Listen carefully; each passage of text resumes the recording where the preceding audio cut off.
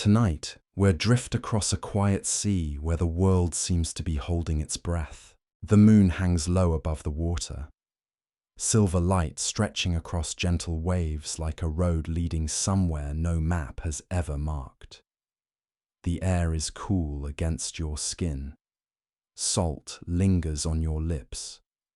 Far away, beyond the reach of any lighthouse, dark cliffs rise from the sea as though the earth itself has decided to stand between mortals and whatever waits beyond. Everything feels peaceful, perhaps a little too peaceful. So before we continue tonight's journey, take a moment to like the video and subscribe, but only if you genuinely enjoy exploring these ancient stories together. Now settle comfortably. Let the sounds of the sea carry your thoughts, and allow the ancient world to awaken around you. A single oar slips through black water with barely a whisper. You hear nothing else. No gulls circle overhead. No fishermen call across the waves. Even the wind seems reluctant to disturb this strange corner of the sea. Then it begins. Not loudly, not suddenly. Only a single note, so delicate that at first you wonder whether you imagined it. It floats across the water like the scent of distant flowers carried on an evening breeze. Another note follows, then another, before long. Music fills the night with impossible softness. It is unlike anything you have ever heard. It sounds older than language, older than kings, older even than Olympus itself. The melody does not command you. It does not threaten. Instead, it welcomes. It feels strangely familiar, as though someone you once loved has spoken your name after many years apart. You cannot help listening. Few who hear this song ever can. Some ancient storytellers claimed every listener heard a different melody. A sailor mourning his wife heard her laughter. A weary merchant heard promises of endless peace.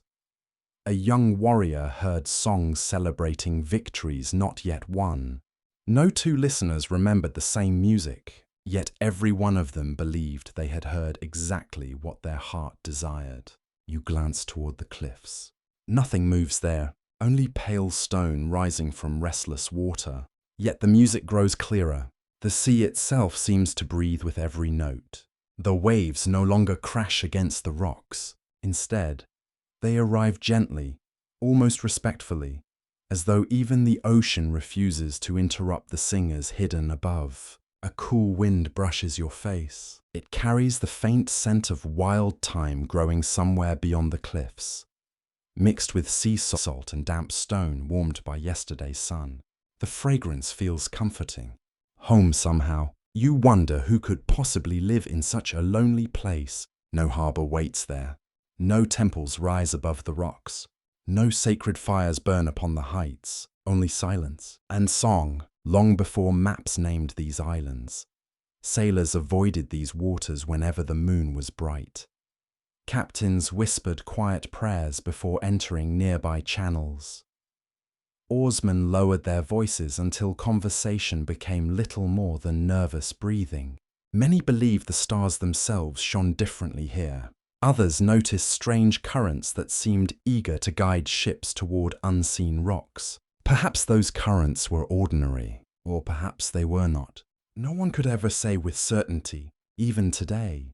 Historians continue to debate whether the islands described by ancient poets referred to a real place or a landscape existing only inside sacred imagination. Perhaps that uncertainty is exactly where the story belongs. Because the Sirens have always lived somewhere between geography and dream. You feel your boat drifting. You are no longer rowing. You had not even noticed. The current has quietly taken hold. The song changes. Now it carries words. At least, they sound like words. Yet you cannot understand their language. Curiously, meaning arrives anyway. The voices promise nothing directly. Instead, they awaken memories you believed forgotten. A warm summer afternoon beneath olive trees. The smell of fresh bread cooling outside a village home. Your mother's gentle hands brushing dust from your hair. The laughter of friends whose faces have long faded from memory. How can strangers know such things? The question arrives almost too late. Already the cliffs appear closer. Moonlight reveals white stone rising sharply from the sea, carved by centuries of patient waves. Narrow ledges cling to the rock. Small caves disappear into darkness. Sea spray glitters like scattered stars. Still you see no singers, only shadows. Another voice joins the first, then another. 3, perhaps 4, or many more. They weave together so perfectly that you cannot tell where one ends and another begins. Their harmony feels alive. It wraps itself around your thoughts without force, like warm water surrounding tired hands. Some surviving traditions insisted the sirens possessed voices more beautiful than any muse. Others argued that such perfection belonged only to divine imagination, for no earthly sound could truly match the descriptions left behind by ancient poets. Perhaps both are true. After all, stories remembered for thousands of years rarely survive because of simple facts. They survive because they awaken something eternal. The music grows warmer, closer. Your heartbeat slows. Sleep almost seems possible here upon the open sea, and yet another feeling quietly settles beside that peace. Unease, not sharp enough to frighten you, only enough to remind you that beauty sometimes hides unexpected depths. Far above, a single owl crosses the moon.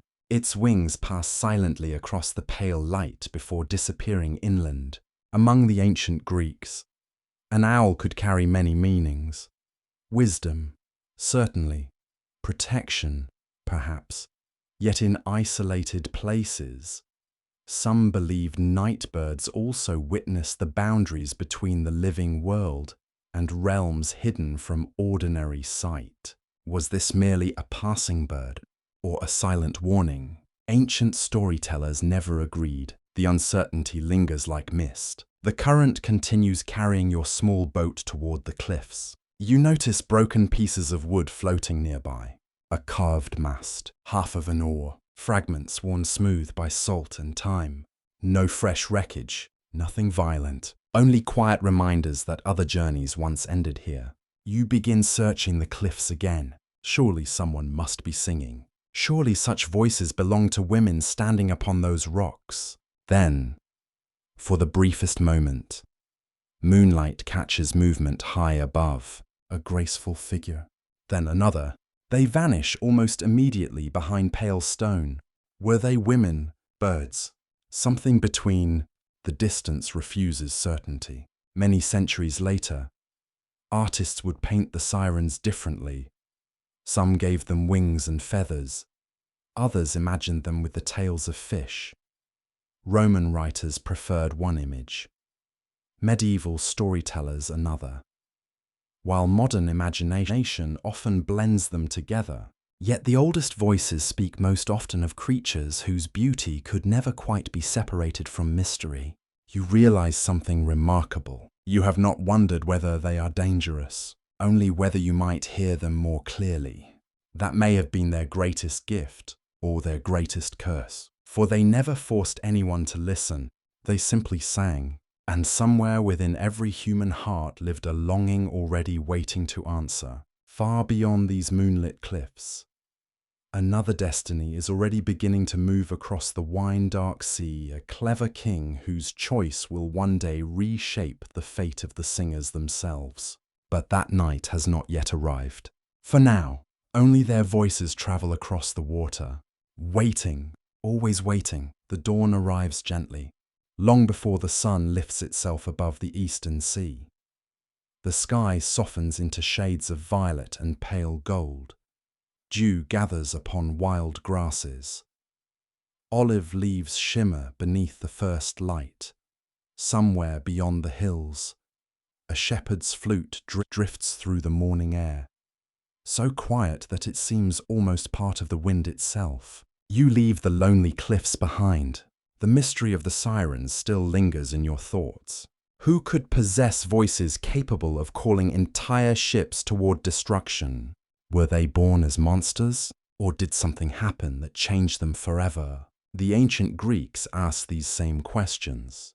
Their answers were never entirely the same. Unlike many creatures of mythology, the sirens do not possess a single beginning preserved beyond doubt.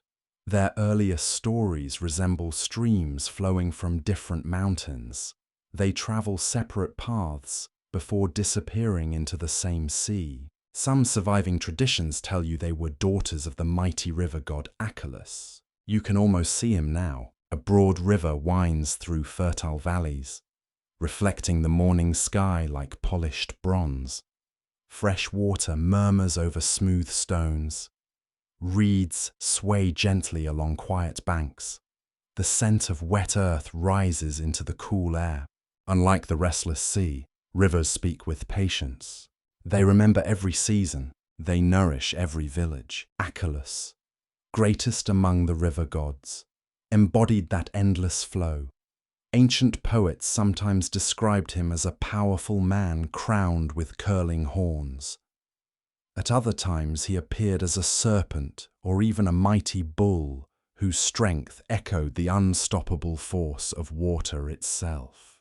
No single form could contain him. Water never keeps one shape for long. If Achelous truly fathered the Sirens, then change already flowed through their blood before they ever sang a single note. Yet every river eventually meets another current. The Sirens' mother, according to the most beloved tradition, belonged to an entirely different world. She was one of the Muses. Some said Melpomene, others named Terpsichore. Still others quietly suggested another sister altogether. Historians continue to debate which muse the earliest poets intended, because ancient storytellers preserved more than one memory. Perhaps that uncertainty reveals something meaningful. After all, each muse ruled a different art: tragedy, dance, song, poetry, history. Could the Sirens truly belong to only one, or did later generations simply struggle to explain voices unlike any heard before? You walk toward Mount Helicon, where sacred springs emerge from cool stone beneath whispering trees. Here, according to tradition, the Muses gathered. Morning sunlight filters through cypress branches. Laurel leaves release their sweet fragrance beneath the growing warmth. Bees drift lazily among white blossoms. Somewhere nearby, clear water spills into a quiet pool, whose surface remains almost perfectly still. Nothing here feels frightening. Everything feels devoted to beauty. The Muses laugh together. Their songs do not command, they inspire. A shepherd learns courage. A poet discovers words. A sculptor suddenly understands the shape hidden inside cold marble. Music here is not temptation, it is creation. If one of these radiant daughters truly became mother to the Sirens, then their voices began not as instruments of ruin, but as gifts meant to awaken wonder. That possibility changes everything. You watch several young maidens wandering beside the spring. Their feet barely disturb the grass. Their hair catches sunlight like threads of warm honey. They gather flowers. They hum softly together. Birds answer from nearby branches without fear. Among them are the children who will one day become known across the ancient world as the Sirens. Nothing about them suggests monsters. Nothing hints at future tragedy. They smile easily. Their laughter blends with flowing water. One kneels beside the spring, allowing cool water to slip through her fingers. Another watches dragonflies dancing above lilies.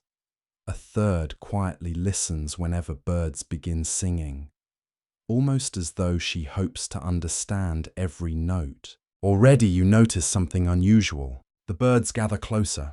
Doves, swallows, nightingales, even cautious hawks seem strangely calm in their presence. Ancient artists often portrayed the Sirens with feathers and wings rather than fishtails. Modern imagination favors the sea. Yet the earliest Greeks connected these mysterious beings with birds instead. Perhaps the reason lies here. Long before they possessed feathers themselves, they already belonged to the language of birds. Both filled the morning with song. Both traveled freely between earth and sky. Both carried messages no human could fully understand. The connection feels almost inevitable. As the sun climbs higher, the young sirens wander farther through sacred groves. You walk beside them. The ground feels soft beneath your feet. Warm pine resin perfumes the air. Small streams cross the forest floor, cold enough to numb your fingertips when you pause to touch them. One of the sisters suddenly stops. She tilts her head. The breeze has changed. Far away, thunder rolls beyond distant mountains, although no storm clouds are visible. The others notice it too. None speak. For a long moment they simply listen. Among the Greeks, unusual sounds carried meaning.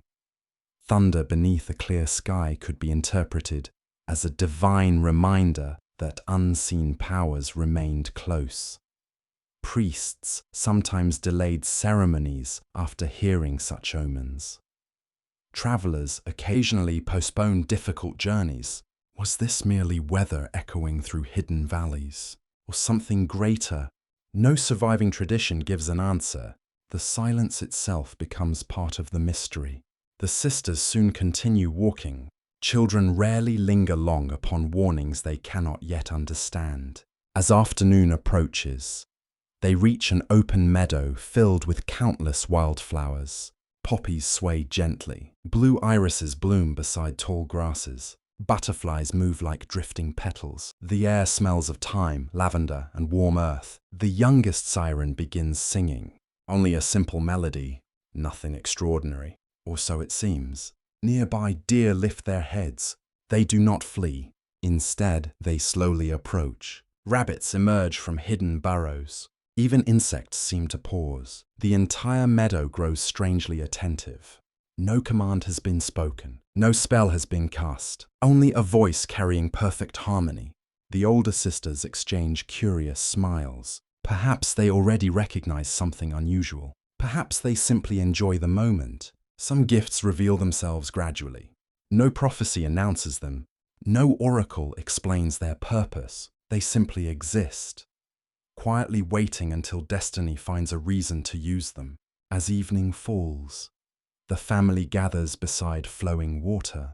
The river reflects crimson clouds while cicadas sing from nearby trees. Achilles watches his daughters with gentle pride.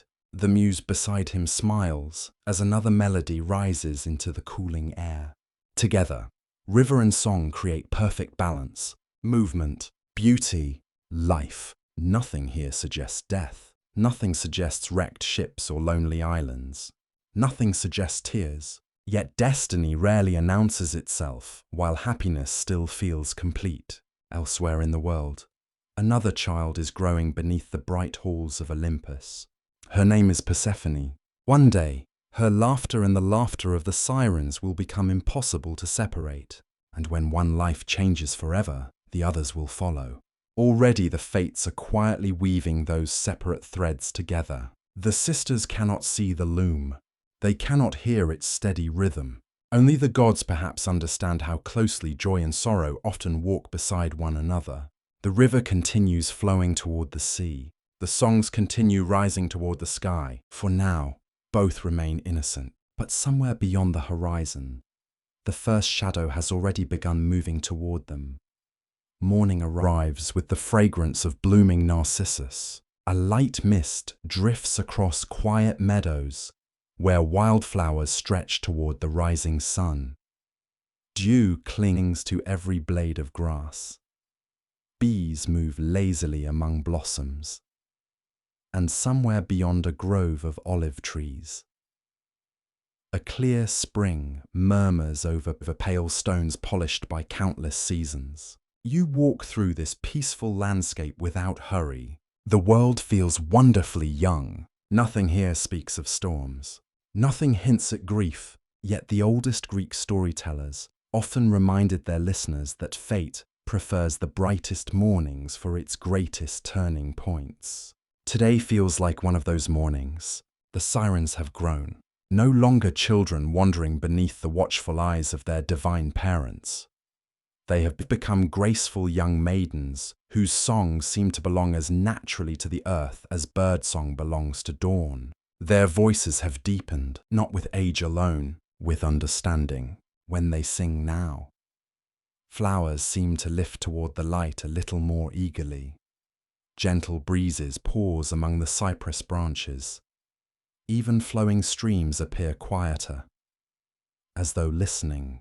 Still, there is no trace of danger. Only beauty, only harmony. That harmony draws another young goddess into their lives. You first see Persephone standing beneath an almond tree covered in pale blossoms. She is gathering flowers with quiet delight, weaving them into a wreath as sunlight filters through the branches above her.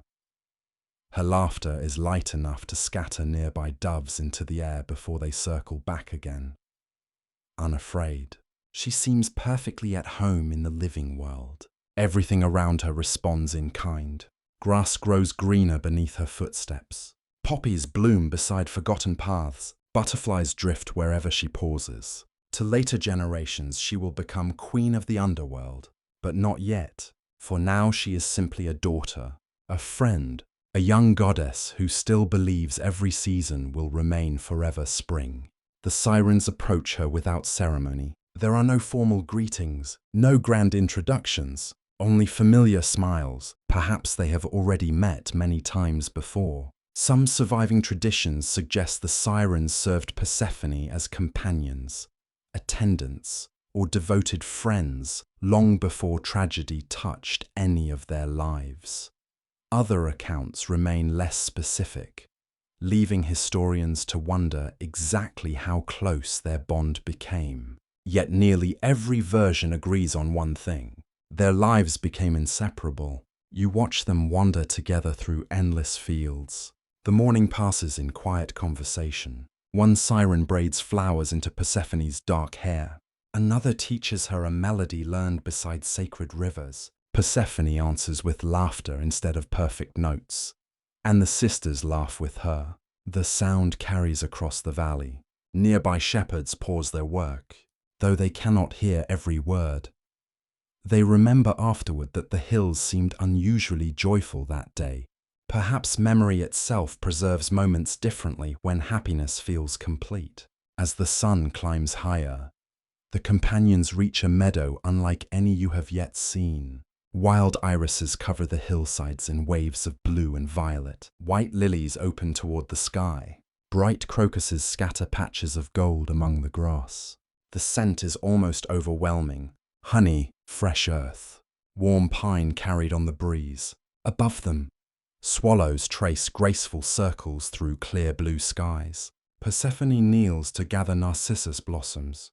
The sirens begin singing while they help her, not loudly, softly enough that the music seems woven into the rustling grass. It is impossible not to notice how naturally they belong together. Persephone's laughter, the sirens' harmony, the quiet breathing of the earth itself. Ancient religion often celebrated this perfect balance between humanity, nature, and the divine. Sacred festivals welcomed spring with music, dancing, and offerings because growth itself was considered a gift deserving gratitude.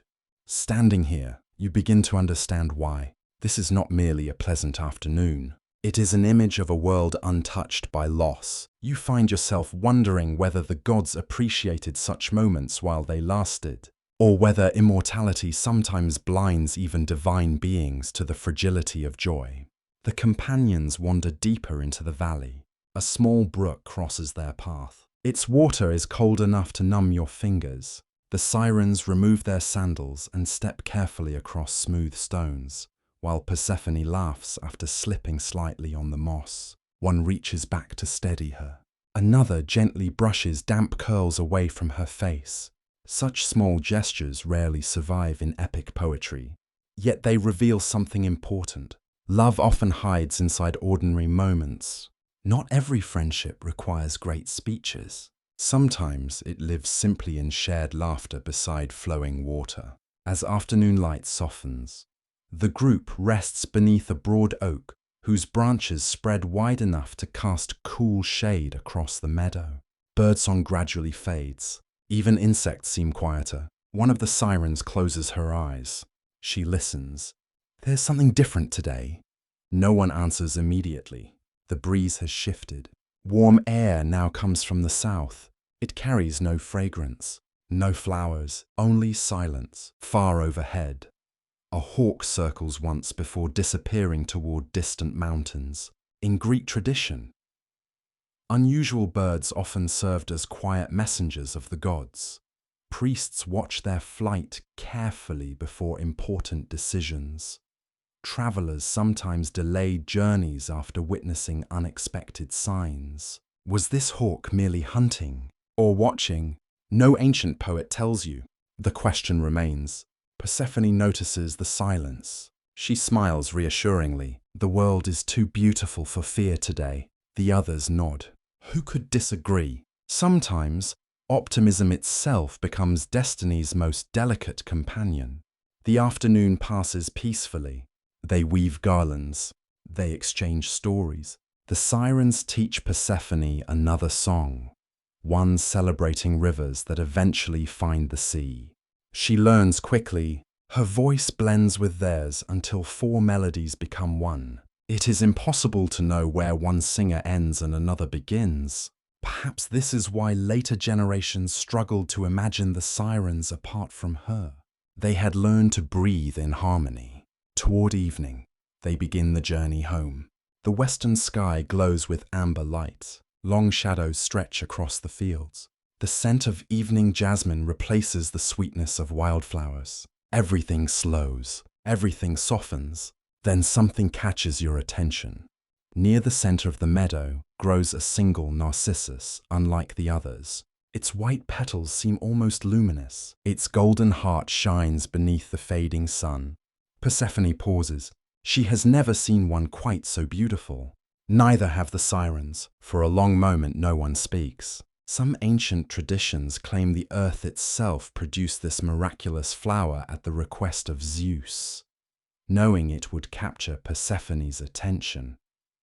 Others believe the blossom symbolized fate itself, beautiful, innocent, and impossible to resist. Whatever its origin, it does not belong here by chance. The sirens exchange uncertain glances. One quietly reaches toward Persephone as though wishing to stop her, but she hesitates. Why interrupt such simple curiosity?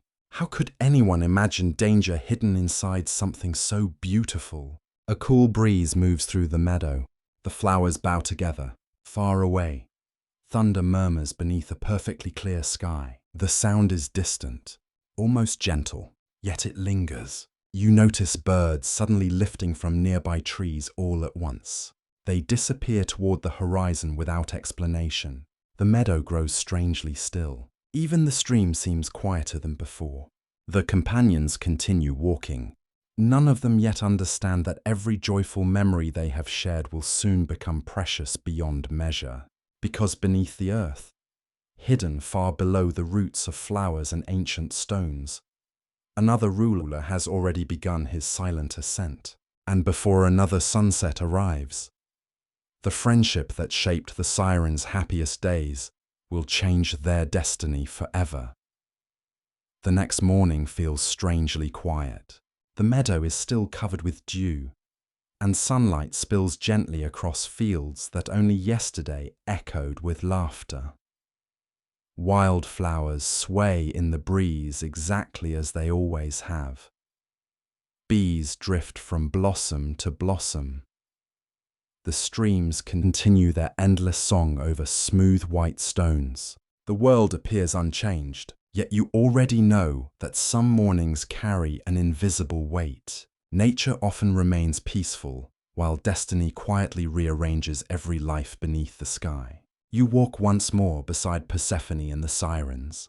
The companions have returned to the flowering valley, their woven baskets hanging lightly from their arms. Their conversation is soft and unhurried. One siren hums a melody learned beside the sacred springs of Helicon. Another points toward distant mountains glowing beneath the clear morning light. Persephone smiles. She bends to gather fresh lilies. The scent of time rises beneath your feet. A warm breeze brushes gently across the meadow. For a moment, everything feels eternal. Then your eyes fall once again upon the extraordinary Narcissus. It stands alone. Its white petals shine brighter than before. Its golden heart catches the sunlight almost unnaturally, as though the flower itself carries a fragment of dawn inside it. No ordinary blossom could be so beautiful. Some ancient traditions believed Gaia caused the flower to bloom at the command of Zeus. Others suggested that the earth herself mourned what was about to happen, offering one final gift before sorrow entered the world. No one can know which story is true. Perhaps both carry part of the truth. Persephone notices it immediately. She steps away from her companions, only a few paces. The sirens continue gathering flowers, still speaking quietly among themselves. One begins another gentle song. Its notes drift lazily across the field. Then Persephone reaches toward the Narcissus. The instant her fingers brush its stem, the earth trembles. Not violently, only once. A deep sound rises beneath your feet. It is unlike thunder, unlike an earthquake. It resembles an enormous stone door, slowly opening after ages of silence. Birds explode into the sky. The horses grazing beyond the valley rear in alarm. Even the wind seems to vanish. The ground splits apart. A great chasm opens through the meadow, revealing darkness deeper than night. From that impossible depth rises a magnificent chariot drawn by immortal black horses, whose manes ripple like smoke. Upon the chariot stands Hades, lord of the underworld. His face is calm, neither cruel nor joyful, only certain. His dark robes move without wind. His crown glimmers faintly beneath the sunlight, as though no brightness from the upper world can fully reach him. You understand immediately that this moment has been planned long before anyone standing in the meadow was born. Persephone gasps. The sirens cry out. Everything happens almost too quickly to follow. Hades reaches toward the young goddess. She struggles. Her flowers scatter across the grass. One siren runs forward first. Another follows. A third calls desperately for help. Their voices, once filled only with music, now carry pure fear. They grasp Persephone's hands. For one heartbeat, it almost seems enough. But divine fate cannot be held by mortal strength, nor even by the strength of lesser immortals. The horses surge forward. The earth closes around the descending chariot. Darkness swallows everything. Silence returns. Only crushed flowers remain where the meadow had opened. The sirens stand frozen. Their breathing is ragged. Their hands are empty. The friend they promised never to leave has vanished beneath the earth. For a long while, no one moves. Even the birds refuse to sing. Then the search begins. You run beside them across hills, forests, and riverbanks. They call Persephone's name until their voices become raw. They search every grove, every spring, every hidden valley. The river Achelous offers no answer. The forests whisper only leaves. The mountains remain silent beneath drifting clouds. Night falls. Torches burn among ancient trees. Their warm glow flickers against white trunks while owls watch from unseen branches. The sirens refuse to rest. Again and again they call into the darkness. Only echoes return. Ancient hymns tell of Demeter wandering the earth for 9 long days, carrying blazing torches while refusing food, drink, and sleep. Some later traditions quietly place the sirens beside her during those desperate searches, their songs transformed into cries of grief rather than melodies of joy. Whether they searched for days or far longer, no surviving tradition can say with certainty. But grief has its own measure of time. Every hour feels endless. At last they stand before Demeter herself. The goddess of harvest no longer resembles the gentle mother who blessed every field with abundance. Her golden robes are dust-covered.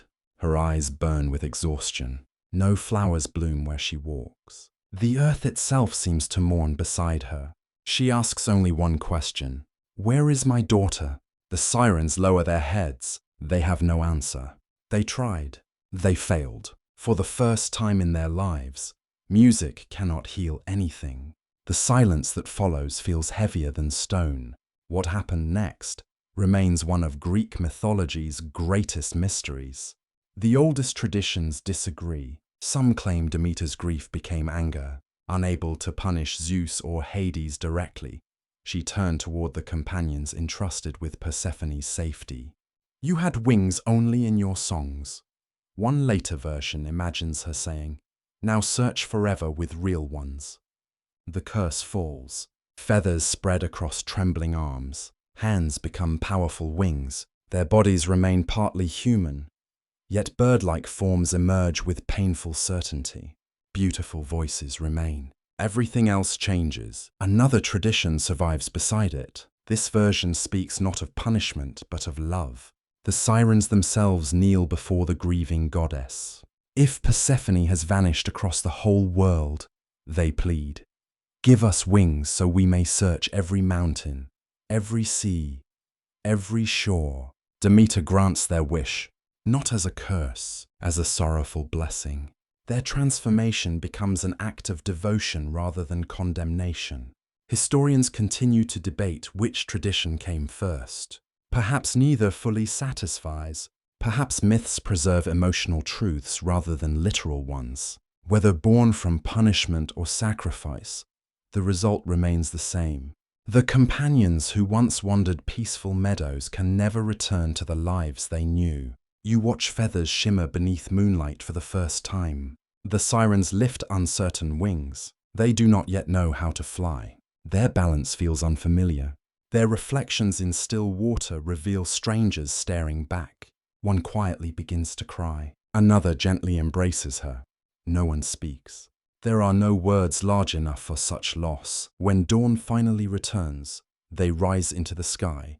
Their wings beat awkwardly at first, then steadily, higher, farther, across forests, across islands, across endless seas. They search every coastline where waves meet stone. They circle lonely mountains wrapped in morning mist.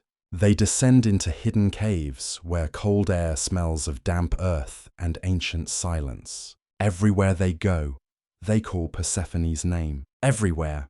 Only the wind answers. Something else changes as the days become months. Their voices deepen, not in beauty, in feeling. Every note now carries longing.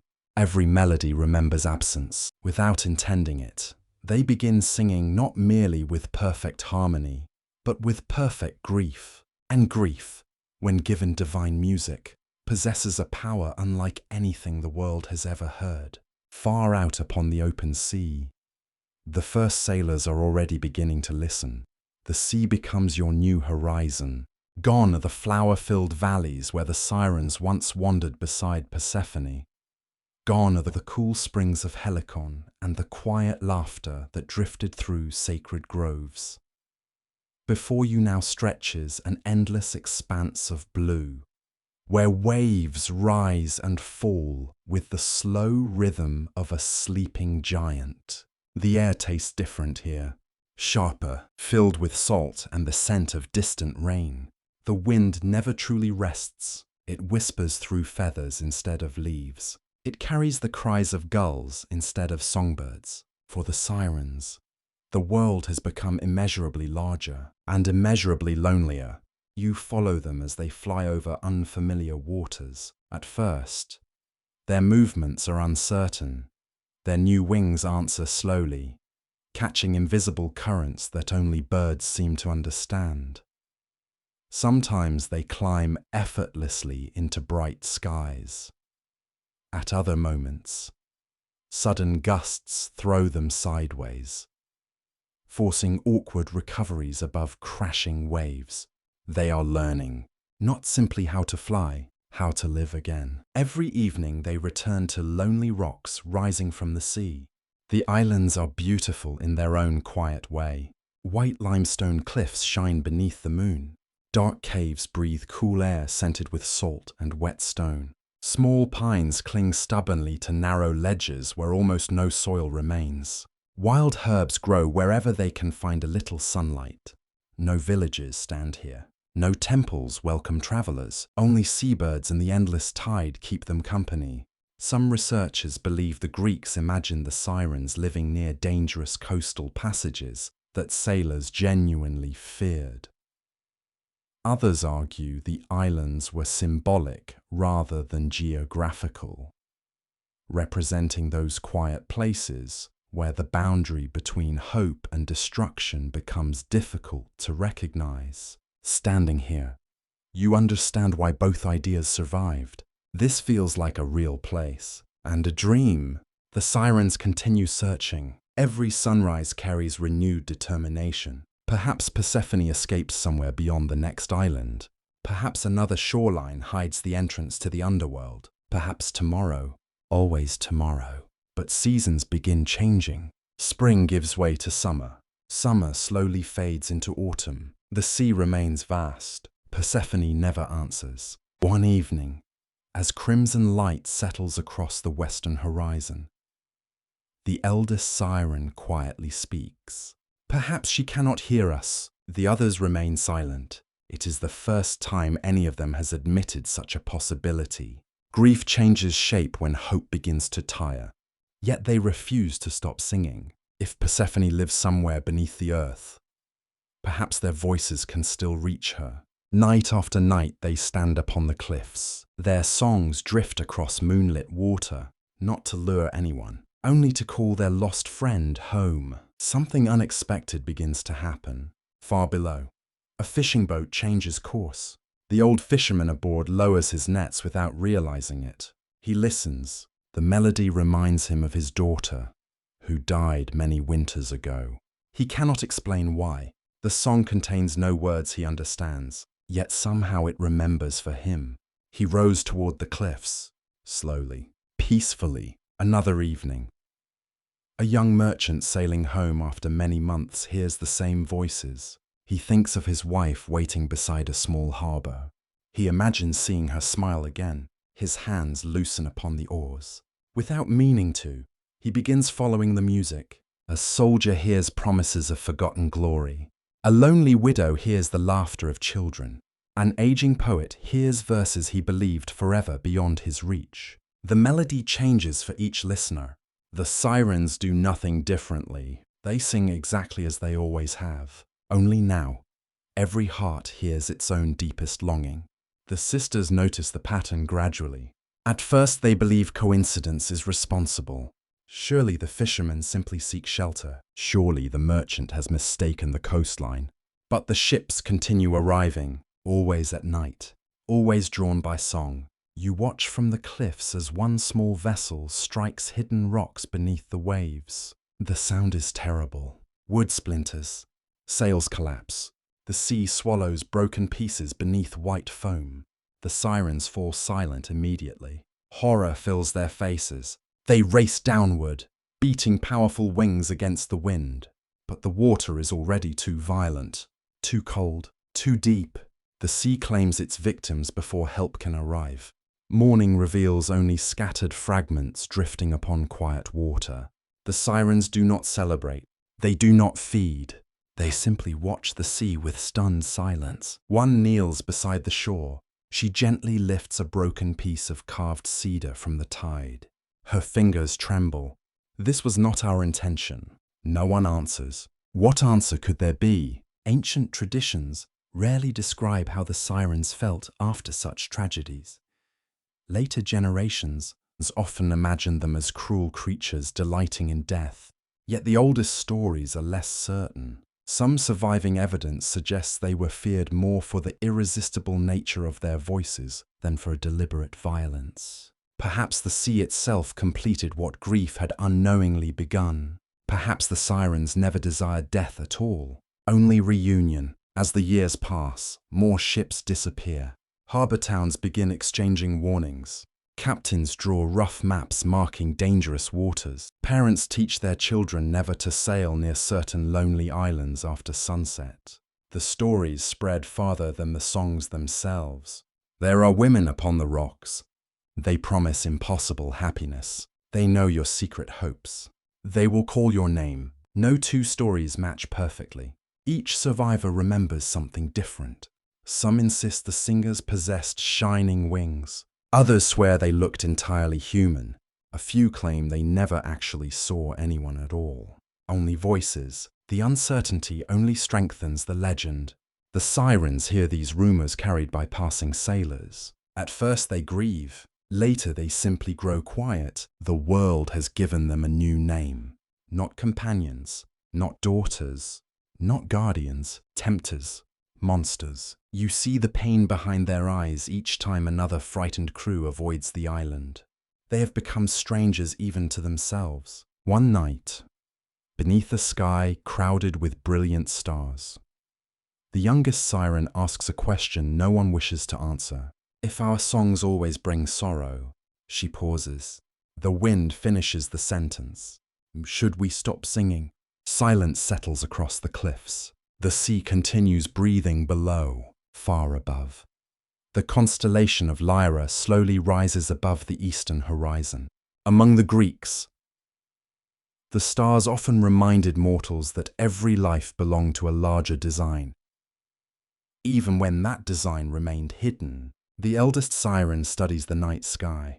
If we stop singing, she looks toward the endless darkness stretching over the sea. How will Persephone ever find us? The others lower their heads. Their voices remain the final thread connecting them to the life they once knew. To surrender that gift would feel like surrendering hope itself. So they continue. Every melody becomes both a prayer and a wound. Every note carries love. Every note carries loss. Neither they nor the sailors below yet understand that longing itself has become their greatest power.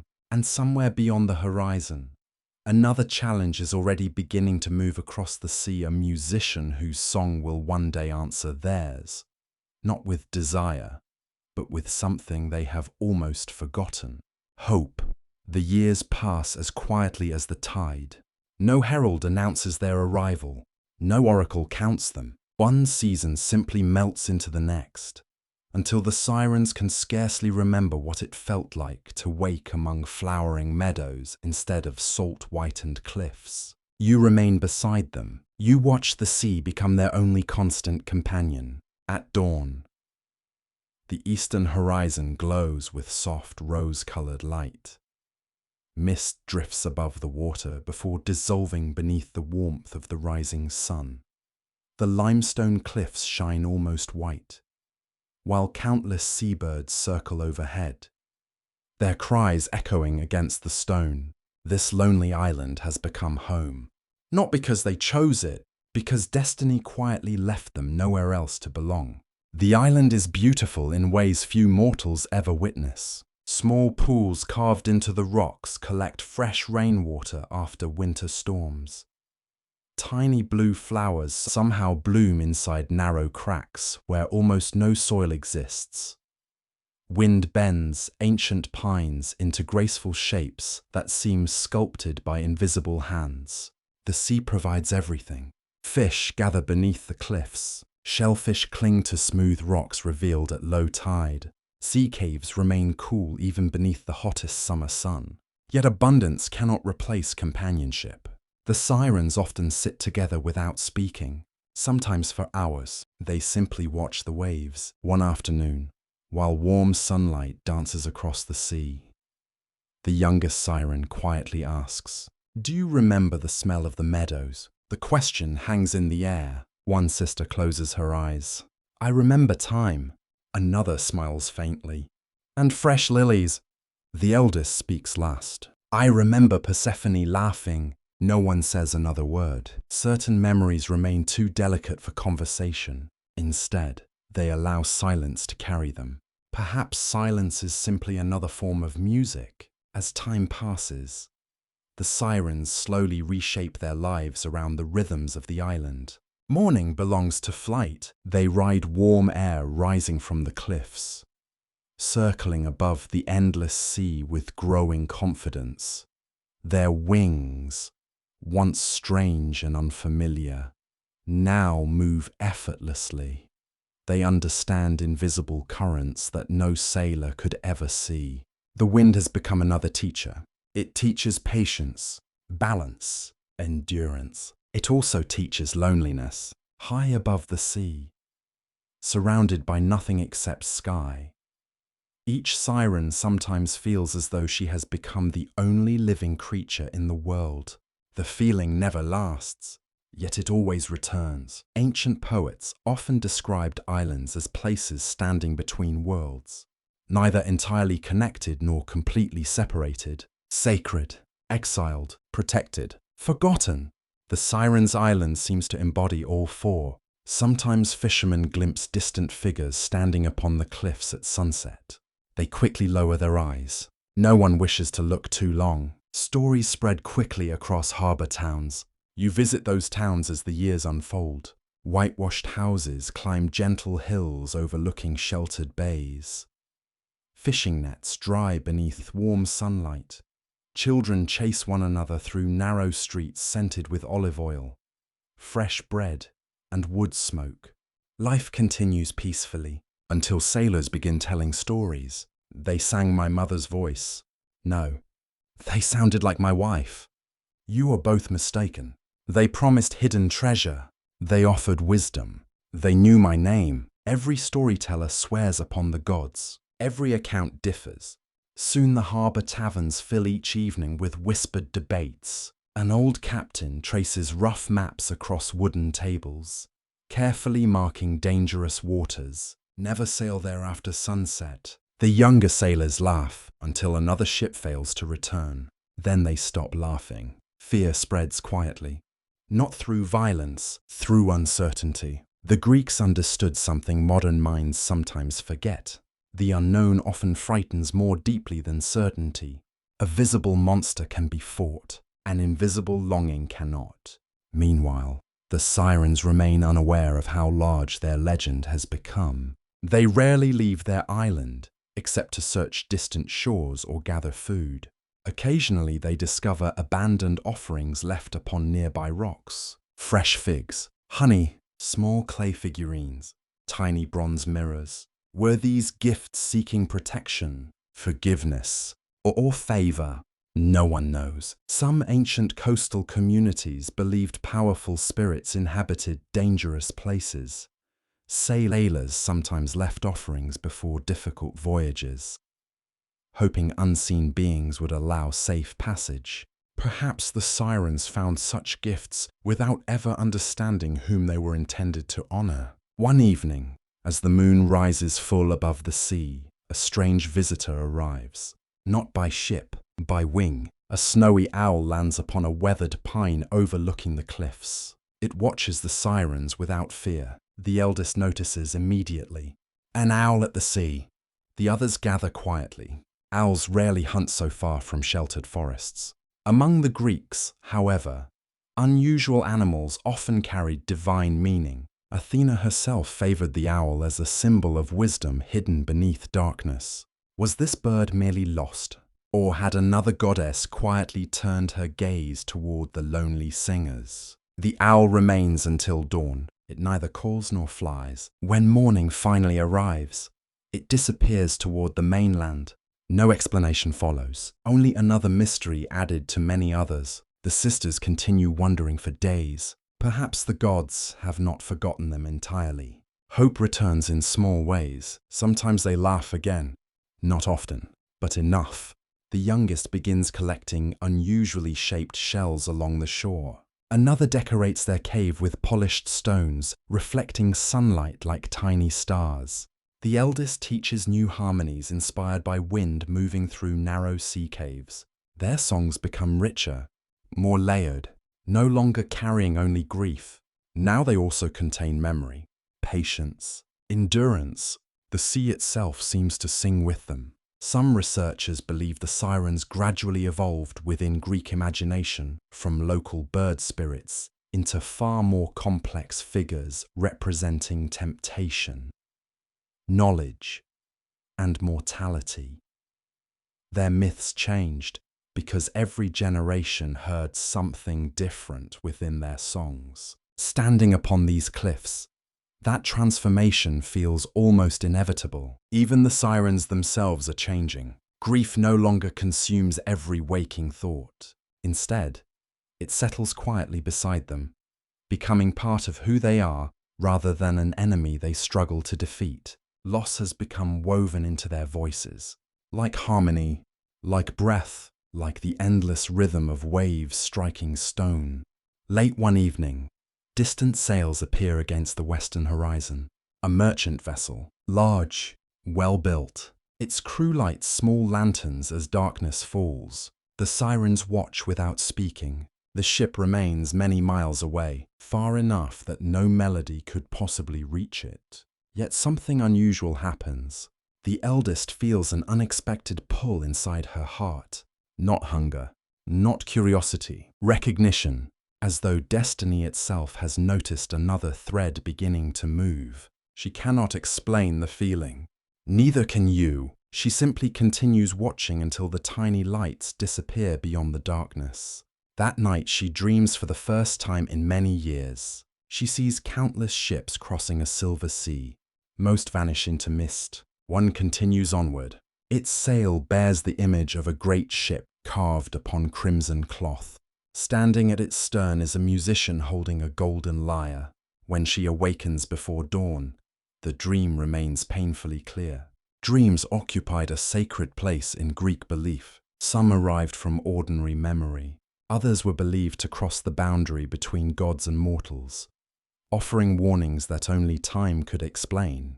The eldest siren tells her sisters what she has seen. They listen carefully. None understand its meaning, not yet, but somewhere across the wide Mediterranean, a remarkable voyage has already begun. And aboard one extraordinary ship sails a man whose music can reach places even sorrow cannot. The first winter storm arrives before sunset. Dark clouds gather along the western horizon, swallowing the last warm light of day. Wind races across the island, carrying salt spray high above the cliffs. The sea changes color beneath you, shifting from blue to iron gray. The sirens retreat into a narrow cave inside. The air smells of damp stone, feathers, and smoke from a small sacred fire. Its warmth touches your face while cold rain strikes the cave mouth in silver sheets. Outside, the ocean roars. Inside, the sisters listen. They have grown accustomed to storms, yet this one feels different. Between the crashing waves, they hear another sound, a ship's bell, faint, irregular. Desperate, the sirens move toward the entrance. Far below, a vessel appears between walls of rain. Its sail has torn loose. Oars rise and fall without rhythm. Each wave pushes the ship nearer to the hidden rocks surrounding the island. The sailors cannot see the danger. They cannot hear the sisters above them. One siren begins singing, not to lure them, to guide them away. Her melody rises through the storm, carrying above wind and thunder with impossible clarity. She sings of safe water beyond the northern cliffs. She sings of a calm harbor waiting beneath clear skies. But the sailors hear something else. The helmsman hears his father calling from a childhood home. An exhausted rower hears promises of warm sleep. The captain hears the voice of a brother lost at sea many years before. Instead of turning away, they steer closer. The sirens stop singing. Too late. The ship strikes stone. Wood breaks beneath the sound of thunder. Lanterns vanish into black water. For several terrible moments, cries rise from the sea. Then the storm claims everything. Morning comes quietly. It always does. Sunlight touches the broken mast floating near the shore. Wet ropes twist among pale rocks. A bronze cup rolls back and forth with every small wave, producing a soft sound against the stone. The sirens stand above the wreckage. Their grief feels older now, less surprised, more weary. They understand at last that good intentions cannot control what others hear. Their songs do not carry a single meaning. They awaken whatever already lives inside the listener. Desire completes the melody. The realization frightens them. For several days, they refuse to sing. The island becomes unnaturally silent. No harmonies rise at sunset. No voices answer the waves. Even the seabirds seem unsettled, circling the cliffs before flying elsewhere. Without music, the sirens feel hollow. Their voices once connected them to Persephone. They carried memories of rivers, sacred groves, and gentle afternoons beneath flowering trees. Now silence threatens to erase those memories. The youngest siren speaks first. If we never sing again, we lose her twice. No one needs to ask whom she means. The eldest looks toward the sea. You have seen what our songs can do, and you have seen what silence does to us. The words remain between them. Neither side is wrong. This becomes the burden that shapes their future. To sing is dangerous. To remain silent feels like death. Ancient storytellers rarely pause to consider this choice. They describe the sirens as irresistible creatures whose music led sailors toward destruction. Yet another interpretation survives. Perhaps their true tragedy was not that they possessed powerful voices. Perhaps it was that they could not control the desires those voices revealed. You return with them to the cliffs at dusk. The sky glows deep orange above the horizon. Waves strike the rocks with a slow, steady rhythm. A warm wind carries the scent of rosemary from the higher slopes. The sisters begin again, softly, carefully. At first, they sing only without words. Simple notes, gentle harmonies. Nothing that promises knowledge or reunion. Yet a small trading vessel passing far offshore still alters course. The sirens watch with growing dread. They change the melody. The ship turns again. They stop. The ship slows. For the first time, they understand the full reach of their power. Their voices do not merely attract. They enter the hidden chambers of memory. They touch places untouched by reason. The sailors aboard the vessel begin calling toward the island. One asks for his mother. Another promises gold. A third laughs as though greeting old friends. The captain orders his crew to row away, but his own hands tremble upon the steering oar. He hears something too. Everyone does. The sirens remain silent until the vessel finally disappears beyond the southern horizon. No wreck occurs that evening. Still, the lesson remains. From that day onward, the sisters learn to recognize the desires carried by approaching ships. Merchant crews dream of wealth. Warriors hunger for glory. Kings crave knowledge hidden from ordinary minds. Old sailors desire youth. Young sailors desire home. Some want forgiveness. Some want revenge. Some simply want rest. Each longing produces a different echo within the same song. The sirens do not need to know a listener's name. The heart reveals itself. This is what separates them from every other singer in the ancient world. The muses inspire creation. Oracles offer fragments of destiny. Poets preserve memory. The sirens uncover desire, and desire is rarely simple. A man may believe he wants treasure when he truly seeks respect. Another may claim to seek victory when he fears being forgotten.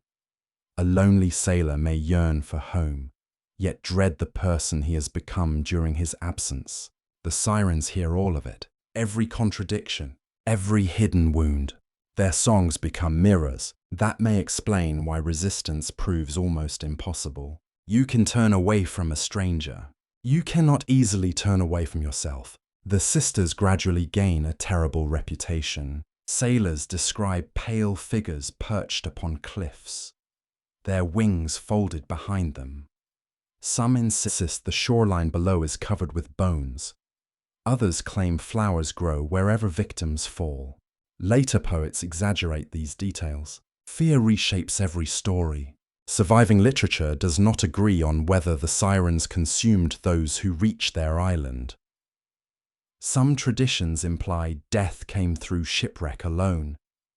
Others imagine the singers feeding upon the bodies of the fallen. No one can know how much belongs to early belief and how much grew from later imagination.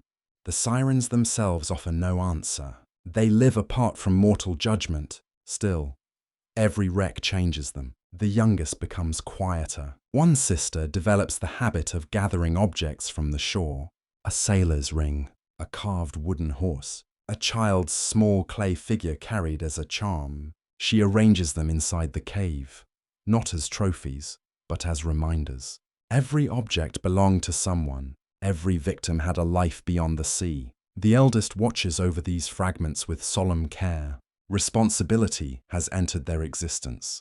They may not intend every death, but intention cannot erase consequence. One evening, they discover a sealed jar among the wreckage. Inside rests a folded strip of linen marked with fading words. A sailor had written to his family.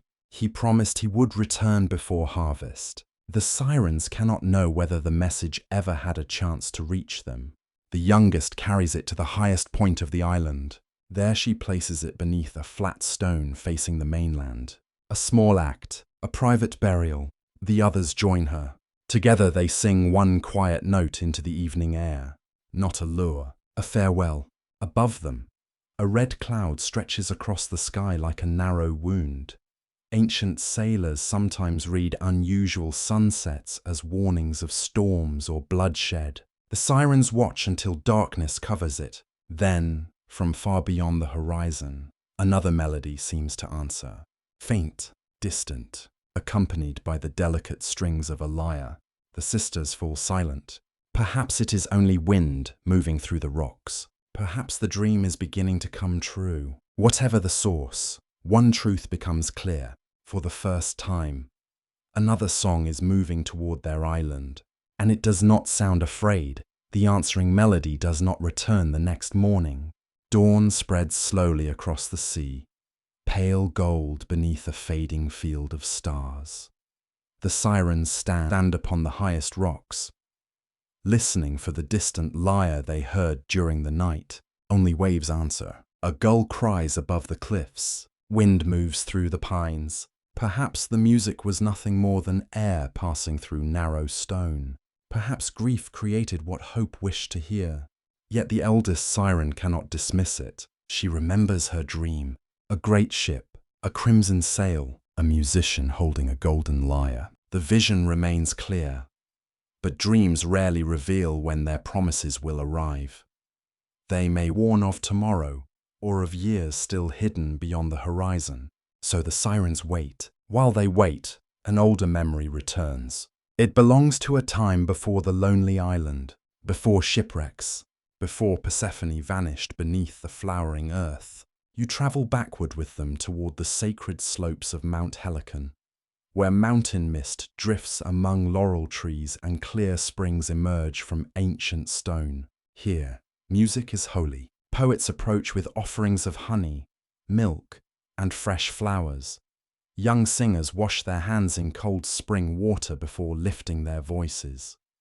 Shepherds leave carved wooden flutes beside small shrines, hoping the muses will bless them with inspiration. The Sirens once belonged to this world, or believed they did. Their mother, according to one tradition, was herself a muse. Music flowed through the sisters as naturally as water flowed through Achelous. Their confidence had grown early. Birds listened, forests quieted. Even young Persephone seemed happiest whenever they sang. What reason had they to doubt their gift? Pride does not always begin as arrogance. Sometimes it begins as gratitude that slowly forgets its source. The story of what followed survives only in scattered traditions. Ancient writers disagreed about when the contest occurred. Some placed it before Persephone's disappearance.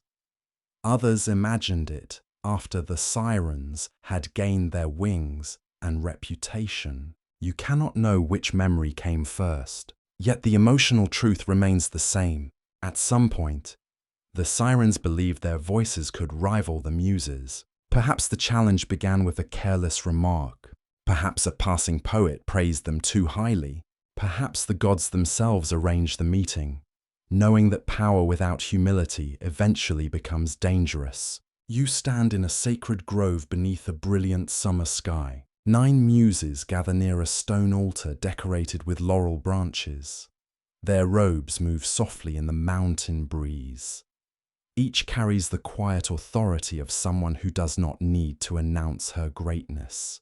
The Sirens approach together. Their wings shine beneath the sun. Feathers of white, bronze, and deep brown overlap like patterns upon ceremonial armor. They appear beautiful and strange, poised between the mortal earth and the open sky. Villagers gather at a respectful distance. Priests light incense. The sweet smoke rises slowly, scented with myrrh and dried herbs. No one speaks loudly. A musical contest is not simple entertainment here. It is a religious act. Music belongs to memory, prophecy, mourning, celebration, and worship. To claim mastery over it is to claim understanding of forces shaping both gods and mortals. The eldest siren steps forward. We ask to be heard. One muse studies her calmly. You are already heard. The answer is gentle, perhaps even kind. Yet the siren hears dismissal. We ask to be judged beside you. A murmur passes through the gathered crowd. The muses exchange glances. They understand what the sirens do not. A contest between divine singers can never end without consequence. Still, the challenge has been made. The sacred fire suddenly bends toward the east, although the wind comes from the west. The priests notice. So do you. Among the Greeks, fire behaving against nature could signal divine displeasure. Yet no one stops the ceremony. Warnings are rarely understood until after their meaning becomes painful. The sirens sing first. Their voices rise gently. They do not begin with temptation. They sing of rivers flowing beneath moonlight, of girls gathering flowers before sunset, of a lost companion whose name still lives inside every note. The audience becomes silent. Some listeners begin weeping without knowing why. Others see memories from childhood. A mother hears her dead son laughing. An old man remembers the first time he saw the sea. The sirens feel every heart opening before them. Confidence becomes certainty. Their harmony grows richer. They sing of hidden knowledge, of dreams abandoned, of lives that might have been. The mountain itself seems to lean closer. When the final note fades, no one moves. The sirens believe they have won. Then the muses begin. Their music is quieter. At first it seems almost simple. One voice sings of birth. Another answers with age. A third carries grief. A fourth carries joy. Soon, every part becomes woven together, not around one desire, but around the whole pattern of existence. The audience hears longing, but also acceptance. Loss, but also memory. Death, but also the meaning created by mortality. The muses do not reveal only what each listener wants. They reveal what each listener is. That difference is small enough to miss, and large enough to decide everything. The sirens listen in growing unease. Their songs reach into individual hearts. The muses lift those hearts into something larger. Personal desire becomes shared human experience. Private sorrow becomes history. When the music ends, silence returns. Not the silence of enchantment, the silence of understanding. The judges do not need long. The muses have won. The sirens feel humiliation before they feel wisdom.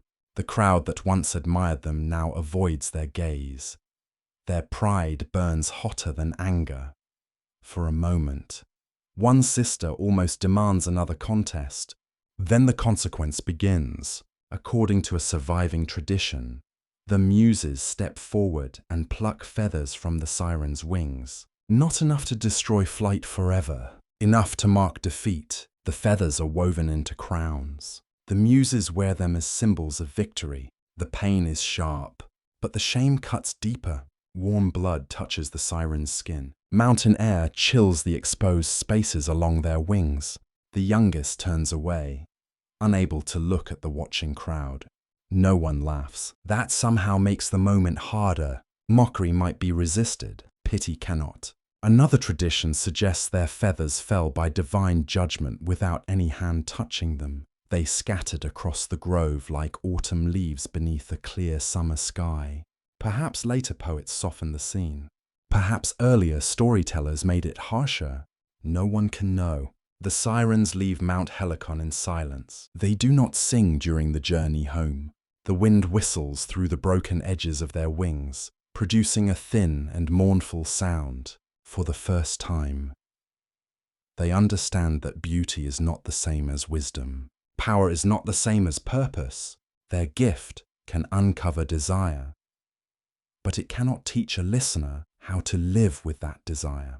This realization follows them back to the island. Years later, they still remember the muses whenever pride begins to rise. Each scar beneath their feathers becomes a warning, yet defeat also leaves a hidden gift. Their songs change. They become more restrained, more patient. They begin allowing silence between notes. They listen before they sing. Humility does not erase danger, but it deepens understanding. One evening, the eldest siren stands alone above the sea. She studies the first stars appearing in the violet sky. A falling star crosses the horizon. For a heartbeat, it burns brighter than the moon. The Greeks often considered such lights divine signs, though their meaning depended upon the witness. Was it a warning, a promise, or the death of something too distant to name? The siren closes her eyes. Far across the water, she hears the lyre again. This time, there can be no mistake. The melody is clearer, closer. It carries strength without arrogance and sorrow without surrender. The other sisters gather beside her. No one speaks. Beyond the darkening horizon, a legendary ship is approaching, and aboard it waits the first mortal whose music may be powerful enough to free his companions from the siren's song. The sea remembers everything. Each wave that reaches the shore has traveled farther than any traveler could ever hope to wander.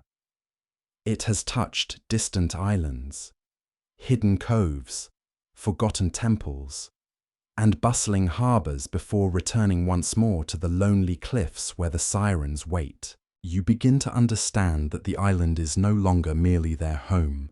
It has become their world. Years pass with the steady rhythm of tides. Storm follows calm. Winter gives way to spring. Spring fades beneath the golden light of endless summers. The sirens scarcely count the seasons anymore. Immortality has a curious way of softening the meaning of time. Mortals remember birthdays. Immortals remember transformations. For the sirens, every year is measured by another ship appearing beyond the horizon. Another choice, another sorrow. Every morning they climb the familiar cliffs before sunrise. The limestone still feels cool beneath bare feet. The sea breeze carries the scent of salt and wild rosemary. Small lizards dart between sun-warmed stones while gulls circle overhead, crying into the brightening sky. Everything is familiar. Everything is unchanged. Only the world beyond the horizon continues moving. Merchant fleets grow larger. Their sails become broader. Bronze gleams upon stronger ships. New kingdoms rise along distant shores. Yet every captain still fears these waters. Children born in bustling harbour towns grow into sailors already knowing the stories. Do not follow beautiful voices. Do not trust the lonely islands. If music reaches you across an empty sea, or row in the opposite direction, warnings become tradition. Tradition becomes belief. Belief becomes certainty. Long before anyone actually sees the sirens, they have already become legends. You visit one harbour after another. In a quiet fishing village, an old woman hangs small olive branches above her doorway whenever her sons leave for sea. In another town, priests burn incense before a modest shrine to Poseidon, asking the Earthshaker to guide ships safely past dangerous waters. Elsewhere, young sailors tie beeswax inside small leather pouches around their necks. No one remembers exactly why. They simply know their fathers did the same. Some researchers believe such customs preserved faint echoes of the famous voyage still waiting in the future. Others suggest ordinary sailors created protective rituals long before poets wove them into epic tales. Perhaps memory itself worked in both directions. Stories shape traditions. Traditions preserve stories. The sirens know nothing of these customs. They continue living quietly upon their island. They fish in sheltered coves. They gather herbs after rainfall. They repair nests built among the sea cliffs by great white birds that have gradually accepted them as companions.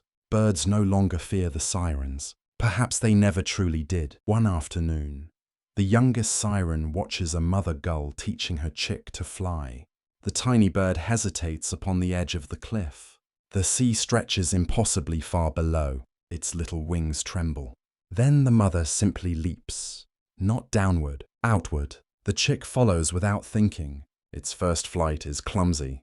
Its second is better. By sunset, it circles confidently above the waves. The youngest smiles. "I remember learning." The eldest nods. "So do I." Neither mentions how different that first flight had been. Not joyful, desperate, born from grief instead of freedom. The conversation ends there. Some memories no longer need words. As centuries unfold, the sirens become quieter than the legends describing them. They do not sing every evening. They sing only when something stirs deep within them. Sometimes a ship passes safely because no melody rises that night. Sometimes they remain silent for weeks. Then suddenly, beneath a particular moon or after an unfamiliar dream, their voices awaken once more. No pattern explains it. Perhaps even they do not fully understand their gift. Greek religion often accepted that divine powers remain mysterious. Even to those who possess them, knowledge belonged to the gods. Understanding arrived only in fragments. One autumn evening, fog rolls across the sea before sunset. The island disappears beneath soft white mist. The air grows cool against your skin. Sound travels strangely. The waves seem farther away than they truly are, somewhere beyond the fog. Oars strike water. Slowly, steadily, a small ship emerges almost without warning. Its crew consists of only 6 men. They look exhausted. Their clothes are worn. One sailor coughs continuously while another struggles to keep the vessel pointed toward open water. The sirens watch silently. No one sings. Not yet, the youngest whispers. They are already suffering. The eldest closes her eyes. She feels something familiar. Not hunger, not curiosity, longing, without intending to. She breathes a single note. Only one, soft enough that it barely rises above the wind. The nearest sailor stops rowing. He smiles. His companions call to him, but he no longer seems to hear them. Another note follows. Then another. Soon all 6 men stare toward the island. No fear remains upon their faces, only peace. The sirens stop immediately. The spell breaks. The sailors blink in confusion before hastily steering away from the hidden rocks. This time no ship is lost. The sisters remain motionless long after the vessel disappears. The eldest understands something she had never realized before. Their power does not require a complete song. Even the smallest fragment carries the whole. Like a drop of seawater reflecting the moon, the discovery frightens them. Yet it also deepens their compassion. From that night onward, they become even more careful. Sometimes they fly to the opposite side of the island whenever ships approach, hoping distance alone might spare passing crews. Sometimes they bury themselves deep within sea caves until danger has passed. But destiny possesses remarkable patience, no matter how carefully they hide. Sooner or later, another melody escapes. Another heart listens. Another story begins. The island itself slowly changes. Travelers who survive distant voyages begin giving the cliffs names. The singing rocks, the white sisters, the shore of longing. Every generation invents another title. None become permanent. Names change, the legend remains. The sirens themselves no longer think of the island by any name.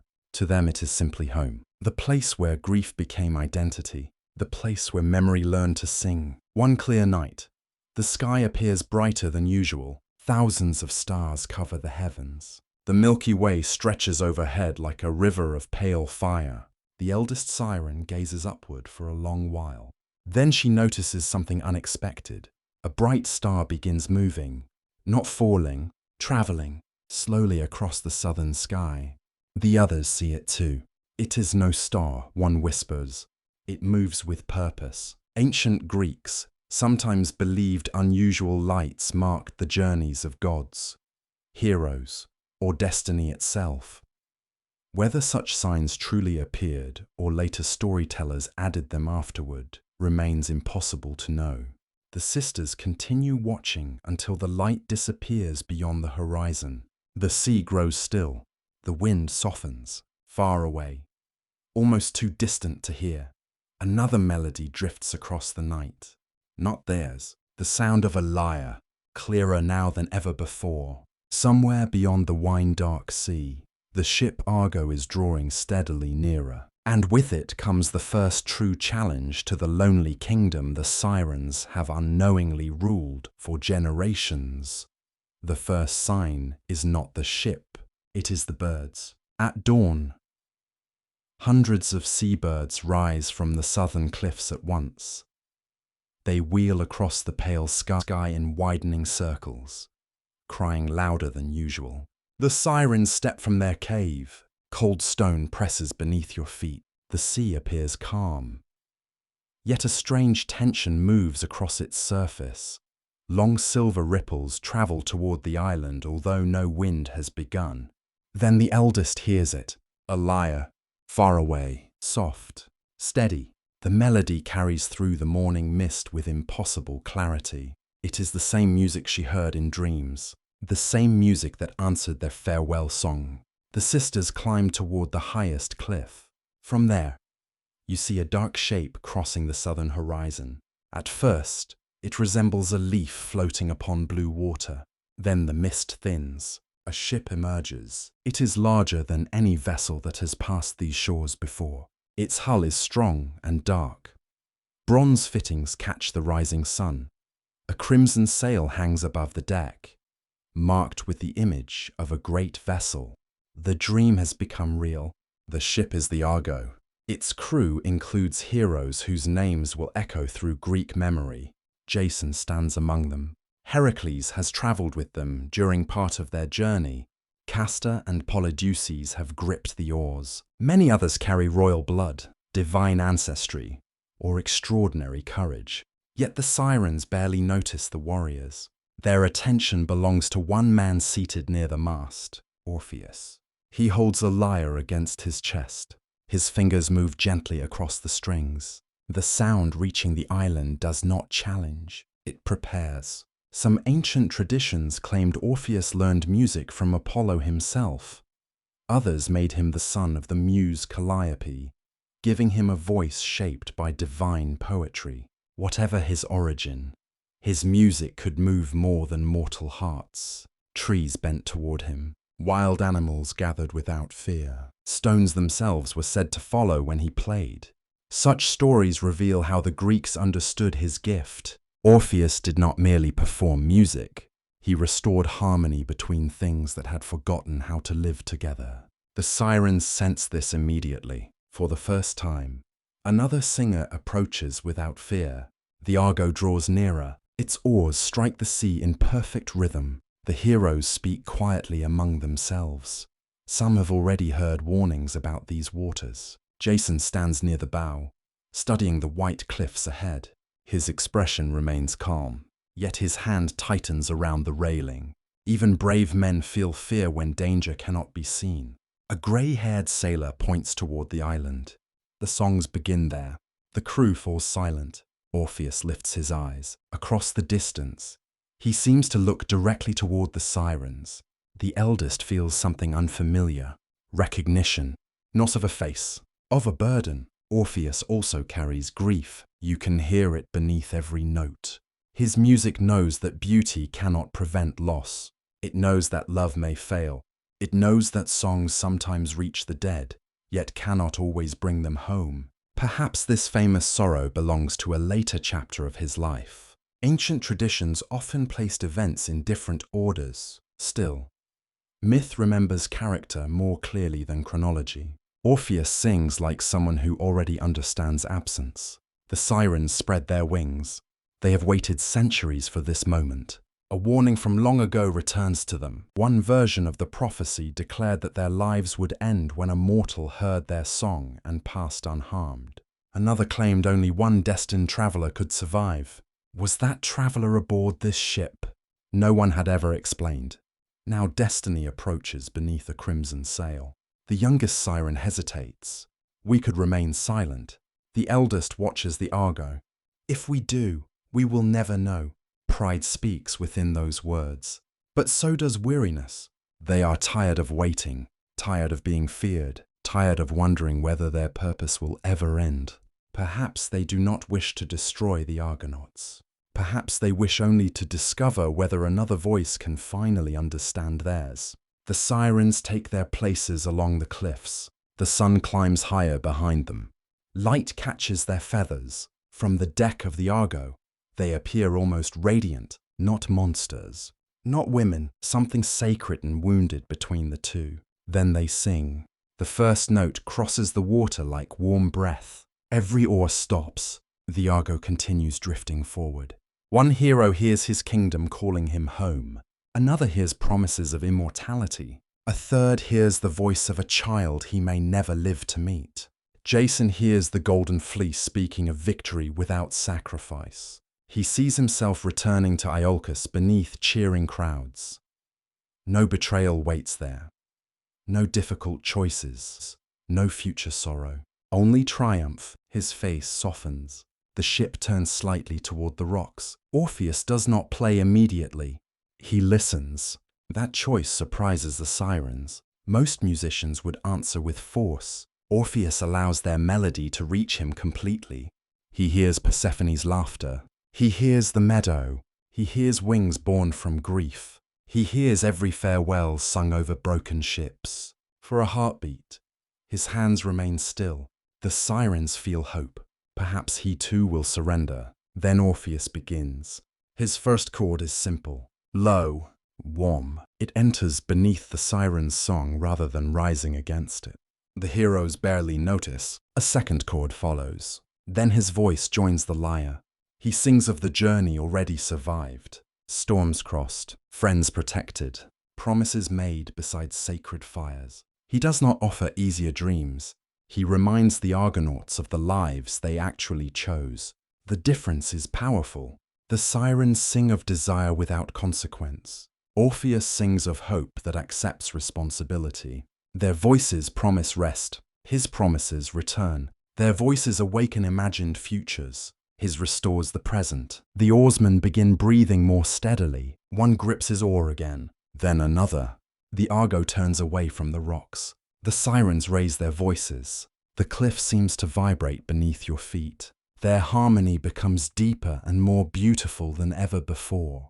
They sing of lost mothers, unfinished destinies, hidden wisdom. They offer every hero the one thing he cannot admit he wants. Orpheus plays louder, yet his music never becomes violent. It surrounds the Sirens' melody. It carries their sorrow without obeying it.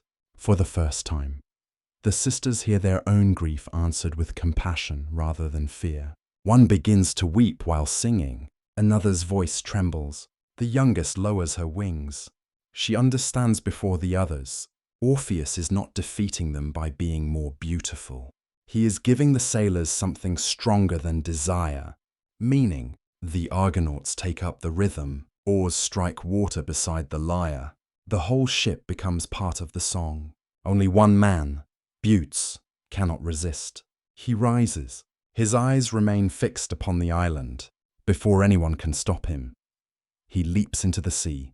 The Sirens see him swimming toward them. For one brief moment, destiny appears unchanged. Then the goddess Aphrodite intervenes. According to tradition, she carries Butes away and saves him from the waves. Even this single victim is denied them. The sign is unmistakable. The prophecy has begun moving.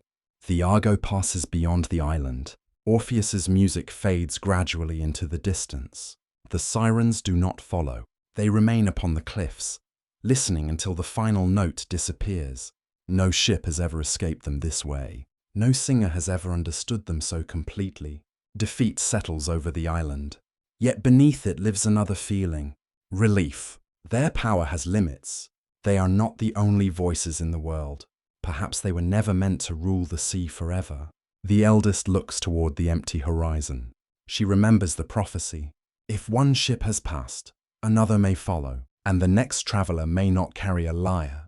He may arrive with nothing but wax, rope, and a dangerous hunger for knowledge. Far beyond the island, The fates have already begun guiding him home. After the Argo disappears, the island feels larger. The cliffs have not changed. The sea continues striking the rocks with the same patient rhythm. Wind still moves through the bent pines. Gulls still cry above the narrow coves. Yet something has shifted. For generations, the Sirens believed their voices formed an unbroken law. Ships approached. Sailors listened. Desire overcame judgment. The sea completed the rest. Orpheus has broken that pattern. His music now lingers in their memories like sunlight remaining upon stone after sunset. You stand beside the sisters as evening gathers over the island. The western sky burns softly in shades of copper and violet. The air smells of rosemary, salt, and rain falling somewhere beyond the horizon. No one sings. The silence is not shame, not entirely. It is thought. The youngest siren watches the empty sea. He heard us. The eldest knows what she means. Orpheus did more than resist. He listened deeply enough to recognize the sorrow beneath their power. He answered not with mockery or violence, but with another truth. A person can desire peace and still choose duty. A person can grieve and still continue. The lesson unsettles them. For centuries, their songs revealed what mortals wanted most. Now they have discovered that desire does not always decide a life. Choice can stand against it. Perhaps this is what separates heroes from everyone else. Or perhaps every mortal possesses such strength, though few are ever forced to discover it. Ancient storytellers loved moments when destiny seemed to change direction. Yet the Greeks rarely imagined fate as a road that could simply be abandoned. Avoiding one danger often guided a traveler toward another. The Argo survived. The prophecy did not disappear. It became more mysterious. One version declared that the Sirens would die when any mortal passed safely beyond their island. If that version were true, why were they still alive? Another tradition claimed the prophecy concerned one specific man, a wanderer shaped by war, a king known not for music or strength, but for intelligence. The Sirens do not know his name. Not yet. They know only that someone else is coming. The eldest begins dreaming again. In the first dream, she stands upon a shore covered in black sand. A wounded lion walks toward her. But when it raises its head, the creature has a man's eyes. Behind it stretches a city consumed by fire. The lion opens its mouth. Instead of roaring, it whispers, "I have survived everything except home." She awakens before dawn. Cold moonlight fills the cave. The other sisters sleep nearby, their folded wings rising and falling with every breath. The dream leaves a feeling she cannot name.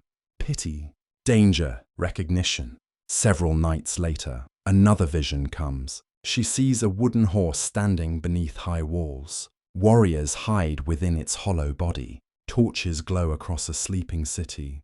Then the horse dissolves into a ship drifting through endless fog. A man stands tied to its mast. He strains against ropes, while the sea around him remains perfectly calm. The eldest awakens with the sound of his voice still echoing inside her mind. Not a plea, a demand. He wants to hear more. Dreams in Greek belief could enter through different gates. Some carried truth.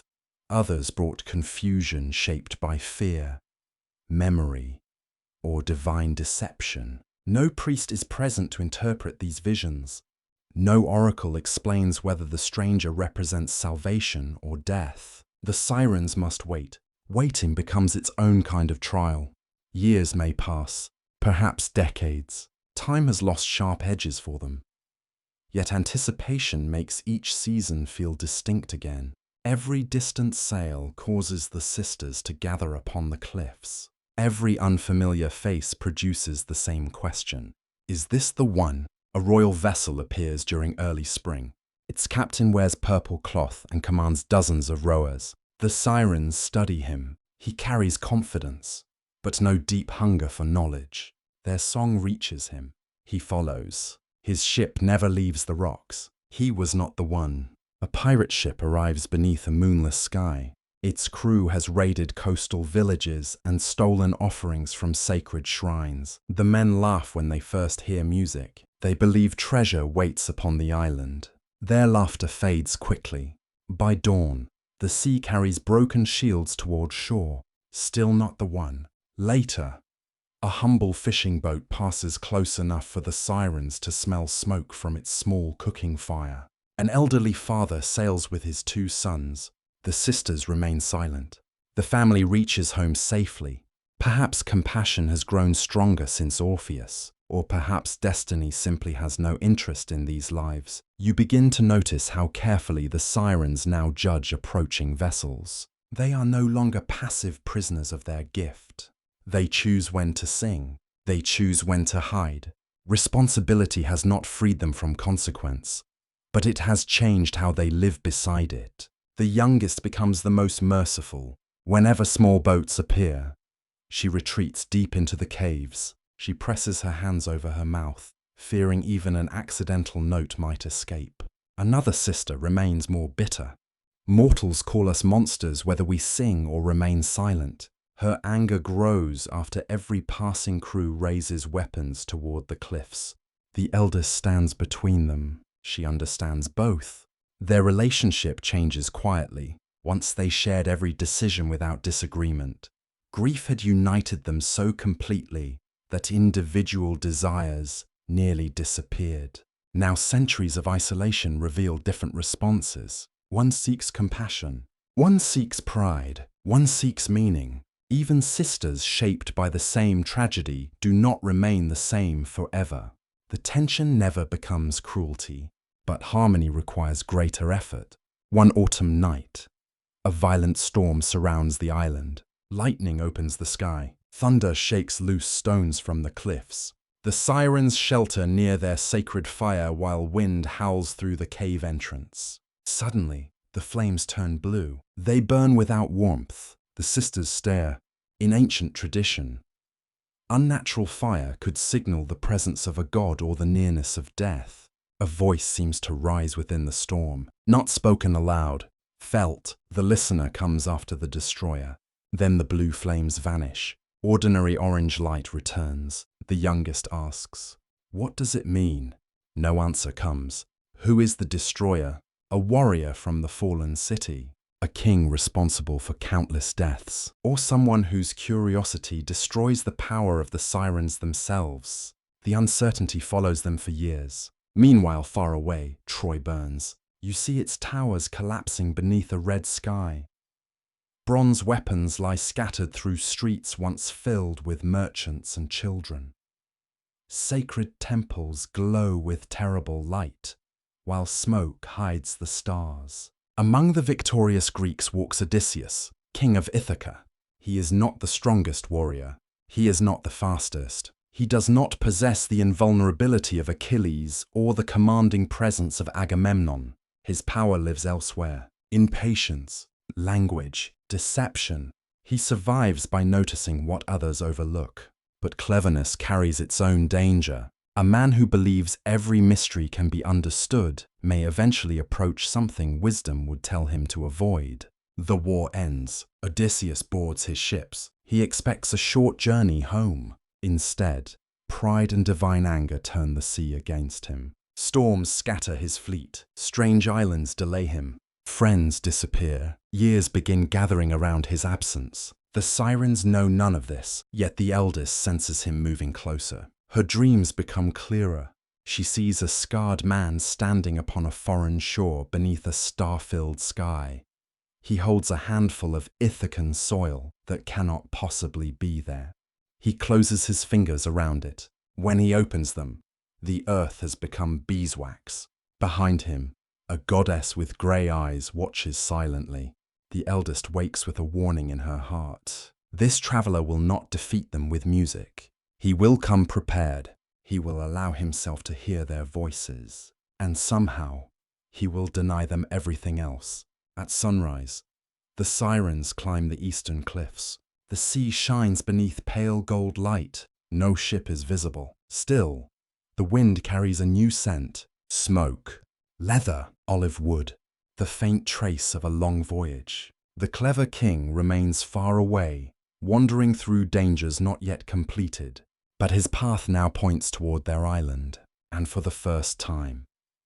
The sirens do not know whether they are waiting for a victim, a witness, or the end of their own story. The morning begins without wind. The sea lies smooth beneath a pale sky, reflecting the cliffs with such clarity that the island appears doubled upon the water. Above, the sirens wait. They have waited through countless seasons. They have watched kings, fishermen, merchants, warriors, and thieves cross these waters. They have heard fear before ships appeared. They have felt desire long before any mortal recognized it within himself. But today feels different. The air carries no storm. No gulls cry. Even the waves seem unwilling to disturb what approaches. You stand beside the eldest siren at the edge of the highest cliff. She closes her eyes. Far beyond sight, oars move through calm water. Slowly, carefully, a vessel is coming. Not many ships, only one. The scent reaches the island first. Pitch from the hull, sweat, wool, old smoke trapped inside weathered sails. Then another smell follows. Beeswax warmed by human hands. The eldest opens her eyes. The dream has returned to the waking world. A dark sail appears upon the horizon. The vessel is smaller than the Argo, more battered, and marked by suffering. Its timbers have survived storms. Its ropes have been repaired many times. The men aboard move with the exhaustion of sailors who have forgotten how long they have been away. At the center stands Odysseus, king of Ithaca, destroyer of Troy, survivor of monsters, storms, enchantresses, and his own terrible pride. You see the weight of his journey upon him. His hair is roughened by salt. His face carries scars from war and wandering. His eyes are alert even in stillness. He has learned that danger often appears most peacefully before it reveals itself. Beside him, the crew works in silence. Each man presses softened beeswax into his ears. Their fingers move quickly. No one jokes. No one looks toward the island. They have received a warning. Circe, the powerful enchantress, has told Odysseus what waits ahead. She has described voices no mortal can resist. She has also explained how one man might listen and survive. The crew binds Odysseus to the mast. The rope circles his chest, his arms, his waist. He tests each knot. Make them tighter. The sailors obey. He looks from one man to another. If I beg for release, bind me again. They nod. They cannot hear his voice once the wax seals their ears. Odysseus alone will hear the sirens. Odysseus alone has chosen danger. This choice reveals him more clearly than any battle. He does not merely wish to survive. He wishes to know. Curiosity burns within him as fiercely as the need for home. That hunger has saved his life many times. It has also caused suffering. He escaped the Cyclops Polyphemus through intelligence, then revealed his true name through pride. Poseidon's anger followed. Again and again, knowledge and ego have traveled beside him. Now they stand together before the sirens. The youngest sister watches the approaching ship. He knows. The bitter sister folds her wings.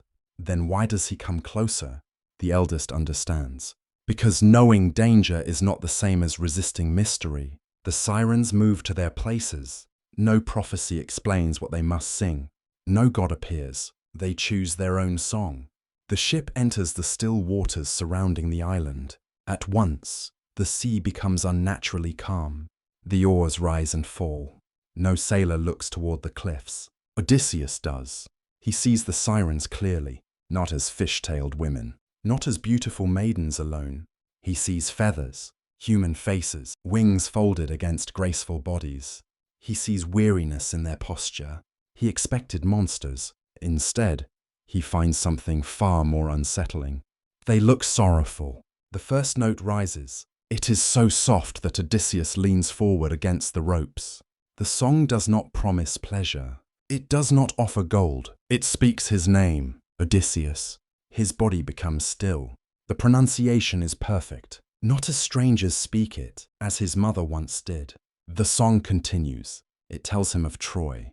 Not the glory celebrated by poets, the hidden moments, the wooden horse waiting in darkness, the breath of warriors trapped inside, the sound of sleeping citizens beyond the walls, the first flames, the cries, the choices he made, the knowledge he still carries alone. Odysseus strains against the mast.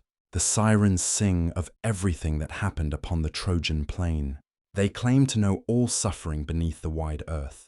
They promise knowledge of what has passed, perhaps also what will come. This is the temptation made for him, not comfort, understanding. The song tells him that no sacrifice needs to remain meaningless. Every death can be explained. Every loss can become part of a greater design. Every mistake can be transformed into wisdom. He only needs to come closer. Odysseus calls to his crew, "Release me." No one hears. He twists against the ropes. The wood presses painfully into his back. The knots tighten across his skin. The sailors see his mouth moving, remembering his order. They bind him more firmly. The sirens feel his resistance. Their voices deepen. They sing of Ithaca, a stone palace above a familiar harbor. Olive trees bending beneath evening wind. His son, Telemachus, no longer a child. His father waiting in quiet fields. Penelope seated beside a loom while torchlight trembles upon the walls. Odysseus stops struggling. For one heartbeat. Hope softens his face. Then the song changes again. It tells him that Penelope may no longer wait. That Ithaca may have forgotten him. That home may exist only in memory. The sirens know where his deepest fear lives. Not death, replacement. He fears returning too late. He fears discovering that survival has no reward. The melody offers certainty. Come closer. Learn the truth. End the wandering. Odysseus cries out. His voice cracks. He commands. He pleads. He threatens. The crew rows onward. Their wax-filled ears protect them from both song and king. The youngest siren watches his face. She feels no triumph, only recognition. He longs for home as they once longed for Persephone. He has crossed the sea, calling towards someone who cannot answer. In him, the sirens see their own grief reflected. The realization changes their song, almost without intending it. They stop tempting.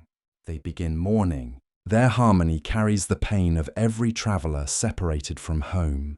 Odysseus hears that shift. For the first time, he understands that the voices do not belong only to predators. They belong to beings trapped inside their own longing. This knowledge may be the most dangerous gift they offer. He no longer wishes merely to hear them. He wishes to understand them. But the ship is already passing. The island begins drifting behind. The sirens raise their voices one final time. Odysseus turns his head as far as the ropes allow. His eyes meet the eldest siren's gaze. No words pass between them.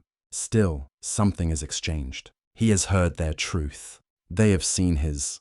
The prophecy stirs. The sea darkens though no cloud crosses the sun. A crack appears along the highest cliff. Small stones tumble into the water. The sisters fall silent. The ship continues onward. Odysseus still struggles until the voices fade completely. Only then does the crew remove the wax and loosen the ropes. Red marks circle his wrists. He says nothing at first. Perhaps no language can hold what he has heard. Ancient poets preserved the event, yet never revealed the full song. That silence may be deliberate. Every listener must imagine a different temptation.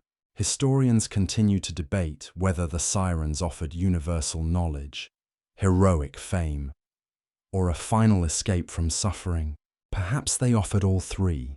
Perhaps they simply revealed the desire already hidden within Odysseus. Behind the departing ship, the island remains unnaturally still. The bitter sister looks toward the widening distance. He survived, the youngest whispers, and he heard everything.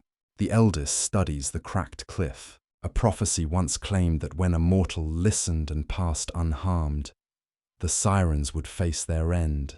The Argo escaped through Orpheus, but its crew never truly surrendered to their voices. Odysseus did. He heard. He desired. He resisted. That difference may be enough. Far below, the sea begins pulling away from the rocks before surging back with unexpected force. The sisters feel destiny closing around them. They have spent centuries waiting for this man. Now he is gone, and the silence he leaves behind feels more powerful than any song they have ever sung. The ship becomes a dark line upon the horizon. Then even that disappears. Odysseus is gone. The ropes that held him no longer matter. The wax inside his sailor's ears will soon be discarded. The oars will continue rising and falling until another island appears ahead. But upon the Sirens' cliffs, nothing moves. You remain with them inside the silence. It feels unnatural. For centuries, every passing ship left behind wreckage, grief, or frightened stories. Even the Argo carried the distant echo of Orpheus as it escaped. Odysseus leaves something different, an absence. He heard the entire song. He understood what it offered. Then he continued home. The Sirens stand where they sang their final note. Their wings remain half open, still tense from the performance. Sea wind moves through their feathers, yet none of them seem to feel it. The youngest watches the empty water. He wanted to stay. The bitter sister answers without looking at her, but he did not. The eldest says nothing. She has begun listening inward, somewhere beneath the quiet surface of her thoughts. She expects the prophecy to speak again.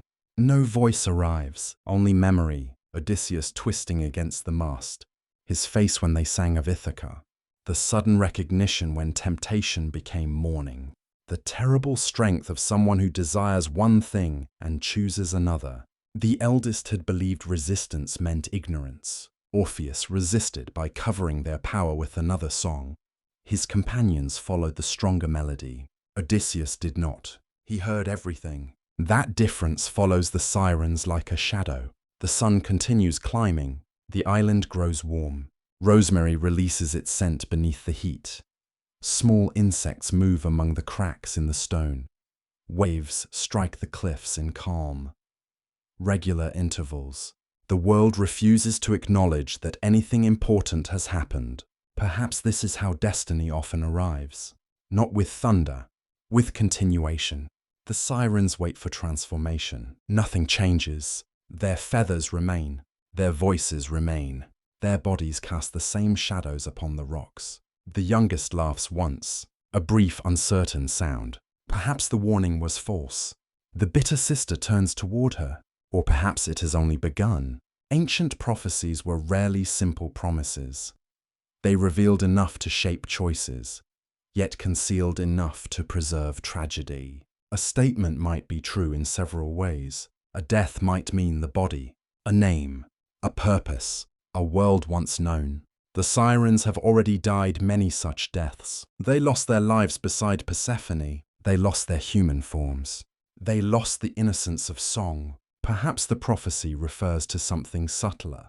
Perhaps Odysseus has not ended their existence. Perhaps he has ended their certainty. By afternoon, the sisters retreat into the cave. The sacred fire has gone cold. No one remembers allowing it to fade. The cave feels smaller than before. Objects gathered from shipwrecks line the walls, each carrying the quiet history of a lost life. A bronze brooch, a wooden horse, a cracked drinking cup, the sealed message to a sailor's family. The collection once helped them remember the humanity behind each wreck. Now every object feels like an accusation. Odysseus survived because his companions protected him from his own desire. How many others might have survived with the same warning? How many deaths came only because no one understood? The youngest lifts the carved clay figure recovered years ago. It fits inside her palm.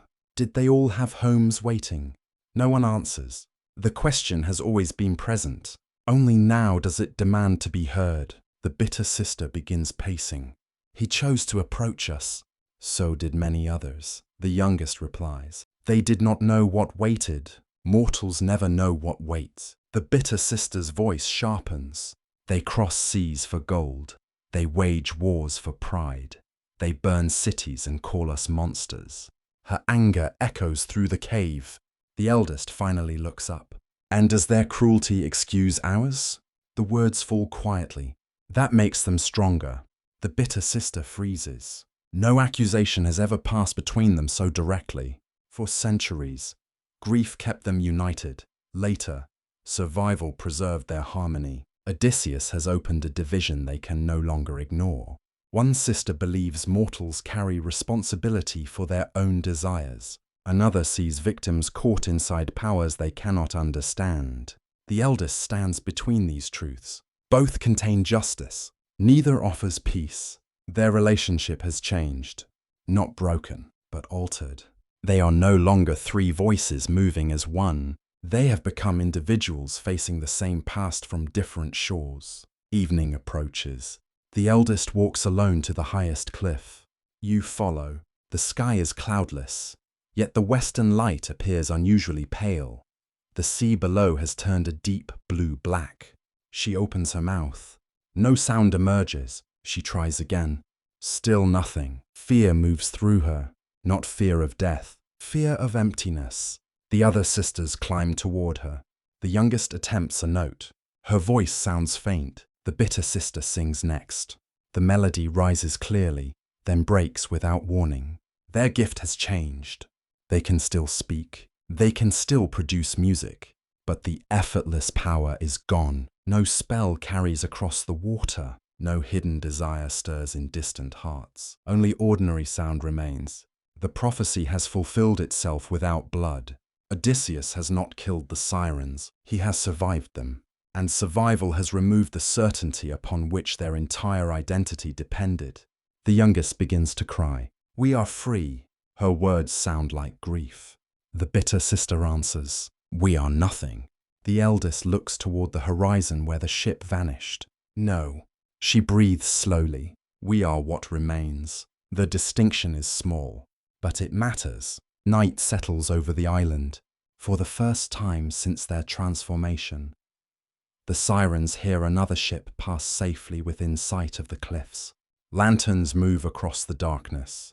Men speak upon the deck. Someone laughs. No one turns toward the island. No one senses danger. The Sirens stand unseen above them. The youngest raises her hand in silent farewell. The vessel continues onward. No wreck, no cries, only life moving beyond them. The moment brings relief so deep that it almost hurts. Yet freedom introduces a new fear. What purpose remains when the power shaping every day has disappeared?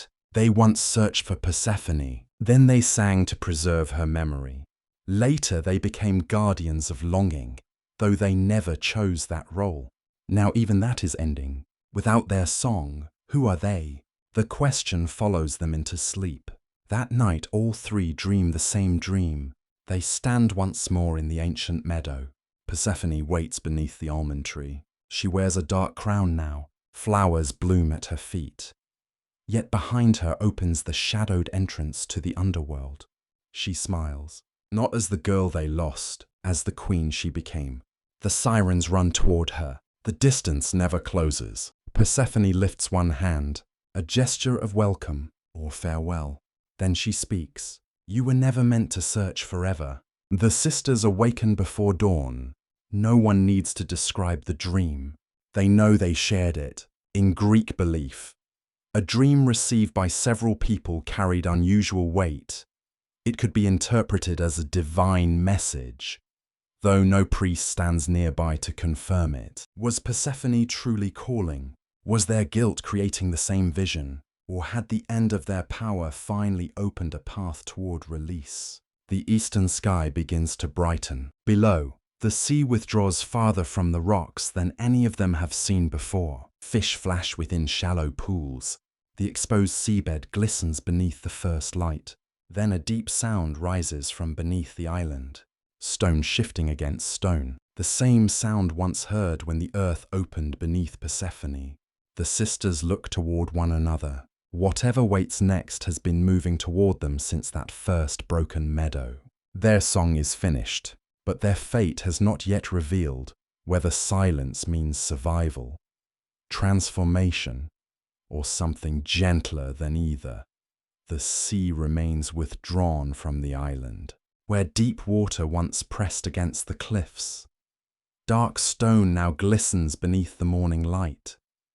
Pools shimmer between ridges of exposed rock. Small fish twist inside them, confused by the sudden absence of tide.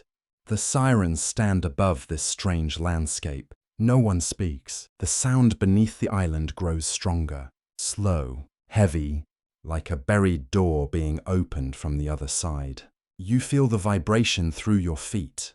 The youngest siren looks toward the cave. Is the island breaking? The eldest listens carefully. No. She turns toward the sea. It is answering. The words feel true, though she cannot explain them. For centuries, these cliffs have held every song, every warning, every farewell.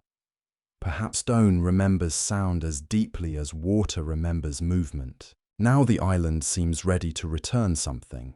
A crack opens along the shore, not violently. A thin black line appears between pale rocks and slowly widens. Cold air rises from below. It smells of wet earth, pomegranate rind, smoke from distant torches. The scent does not belong to the sea. It belongs to the underworld. The sisters recognize it immediately. They have carried that memory since Persephone vanished beneath the meadow. The youngest steps forward. Could it be her? Hope returns so quickly that it feels almost painful. The bitter sister remains cautious, or something wearing her memory. Ancient Greeks believed the realm below was full of shadows capable of imitation. Dreams, ghosts, and divine messages rarely arrived with proof. The eldest spreads her wings. Whatever waits, we have spent long enough hiding from it. Together they descend. The path leads through a narrow opening between the rocks. Cold stone brushes their shoulders. Water drips from the ceiling, each drop echoing far below. Sunlight fades behind them. The passage smells of salt at first, then earth, then something sweet and faintly bitter. Asphodel, the flower of the dead. Torchlight appears ahead, though no hand carries it. Small blue flames burn along the walls, steady and silent. Their light reveals carvings in the stone. Birds with women's faces, ships beneath stars, a crowned maiden holding flowers in one hand and a dark scepter in the other. The sirens stop. No mortal carved these images. No sailor ever reached this chamber. Perhaps the island itself has preserved their story, or perhaps someone below has been waiting. A voice travels through the passage. Not loud, not distant, familiar. You came at last. The youngest trembles. The bitter sister closes her eyes. The eldest continues forward. The passage opens into a vast cavern where black water lies perfectly still. Across it stands Persephone. She is no longer the girl from the meadow. She wears a dark robe embroidered with silver seeds. A crown rests upon her head. Behind her, pale spirits move like mist beneath tall pillars of stone. Yet her face remains the same, older somehow, sadder, stronger. The sirens cannot move. Centuries of longing collapse into one silent moment. Persephone steps closer. You search for me. The youngest begins to weep. We failed you. Persephone's expression softens. You were not meant to stop what the gods had chosen. The bitter sister answers sharply. Then why were we changed? The question carries every year of anger. Every shipwreck, every accusation. Persephone looks toward their wings. Some say my mother cursed you. She pauses. Some say you asked for flight. The cavern grows still. Which is true, the eldest asks. Persephone smiles sadly. Both may be true in the way myths often are. The answer offers no certainty. Yet perhaps certainty was never possible. A curse can become a sacrifice. A sacrifice can feel like punishment. Love and grief often wear the same face. Persephone extends her hand. You may remain as you are. Behind the sisters, the passage toward the sea still stands open. You may return to the upper world and live without enchantment. Then she gestures toward the black water. Or you may cross. The youngest looks across the cavern. What waits there? Rest. The bitter sister studies Persephone. Death. Transformation. The word echoes softly. No threat follows it. No command. For the first time since their lives changed, the Sirens are given a choice. Ancient traditions disagree about what they chose. One version claims they threw themselves into the sea after Odysseus escaped. Their bodies became pale foam beneath the waves. Another says they fell from the cliffs and transformed into white rocks, forever marking the place where their songs ended. Some later writers imagined their feathers scattered across the water while their spirits descended to the underworld. No single ending survives above the others. Perhaps that is because the Sirens never had one ending. They had several. You watch the youngest step toward Persephone first. She has carried compassion longest. She has mourned every sailor. She has feared every accidental note. Her choice feels almost peaceful. I am tired of searching. Persephone reaches for her. The youngest crosses the black water without sinking. With each step, her feathers become pale light. Her wings dissolve first, then her arms, then the shape of her face. Nothing violent occurs. She becomes a soft glow moving toward the queen she once loved. The bitter sister remains behind. Anger still lives within her, not only toward mortals, toward gods, toward fate, toward every story that turned suffering into spectacle. She looks back toward the passage leading to the sea. I will not disappear because a prophecy demands it. The eldest nods. Then do not. The bitter sister chooses the upper world. She climbs toward daylight alone. When she reaches the cliffs, her wings remain, but their feathers whiten beneath the sun. She stands upon the highest rock until her body becomes still. By sunset, sailors passing at a distance see only a pale stone shaped almost like a woman with folded wings. Was she transformed? Did she simply remain there until memory replaced flesh? No one can know. The island keeps its silence. The eldest siren stays between both paths. Persephone waits across the black water. Above, the sea wind calls through the passage. One sister has chosen rest, another defiance. The eldest carries responsibility for both. She remembers the meadows, the first wreck, the muses, Orpheus, Odysseus bound to the mast. She remembers every moment when a past choice shaped the next. Her life no longer feels like a single story. It feels like a chain, each link made from desire, grief, pride, and consequence. At last she asks Persephone, "Were we monsters?" The queen of the underworld answers slowly, "You became what others feared. That is not the same." "No, were we innocent?"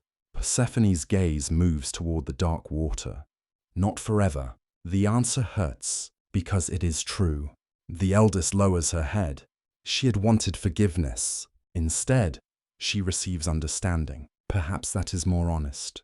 She steps toward the shore, then stops. "I do not wish to forget." "You will not." "I do not wish the dead to be forgotten." "They are not." Persephone gestures toward the shadows moving behind her. Among them, the eldest glimpses sailors, fishermen, warriors, merchants. Some turn toward her. None appear angry. Not all offer peace, but they are seen. The siren breathes deeply. For centuries, she believed song was the only way to preserve memory. Now she understands that silence can also remember. She walks across the black water. Her feathers loosen one by one. They drift upward instead of falling. Each becomes a white bird that flies toward the passage in the open sea. The last feather leaves her shoulder. The last burden lifts. She reaches Persephone. The two stand face to face, not as queen and servant, as friends divided by fate and reunited by choice. Above, the tide returns. Water surges over the exposed rocks. The passage closes beneath white foam. By nightfall, the island appears unchanged. Only 3 pale stones now rise near the shore. Sailors will one day point toward them and tell different stories. Some will say the sirens died there. Others will say they became birds. A few will insist their spirits still sing beneath the waves. No version can be proven. Perhaps release is always difficult to describe from the outside. The sea settles beneath the stars. Then, far below the surface, one final note rises. Not a lure, not a warning, a farewell. And beyond the cliffs, the world begins remembering the sirens differently. The island remains behind you. Its pale cliffs slowly fade into morning mist until sea and sky become one soft horizon. No voices follow. No wings cross the sun. Only 3 white stones remain where sailors once feared to look. Yet the sirens do not disappear. Stories rarely obey the boundaries of death. They travel. A frightened sailor repeats what he heard inside a harbour tavern. A poet reshapes the account beside a sacred fire. A sculptor carves the memory into stone. A mother tells her child never to trust a voice promising everything without cost. Each telling changes the sirens. Each telling also keeps them alive. You enter a harbour town at dusk. Fishing boats return beneath the sky glowing with amber light. Ropes creak against wooden posts. Waves slap gently against the harbour wall. The smell of grilled fish mingles with olive oil, smoke, and wet nets drying along the quay. Sailors gather inside a crowded tavern.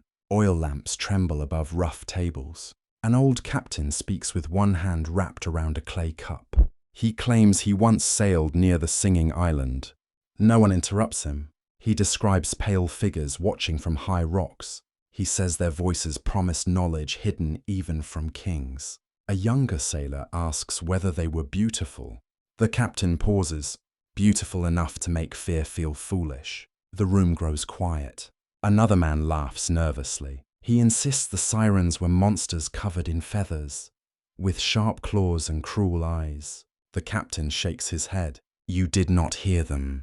How could you survive? The old man looks toward the doorway, where moonlight shines across the harbour. I did not.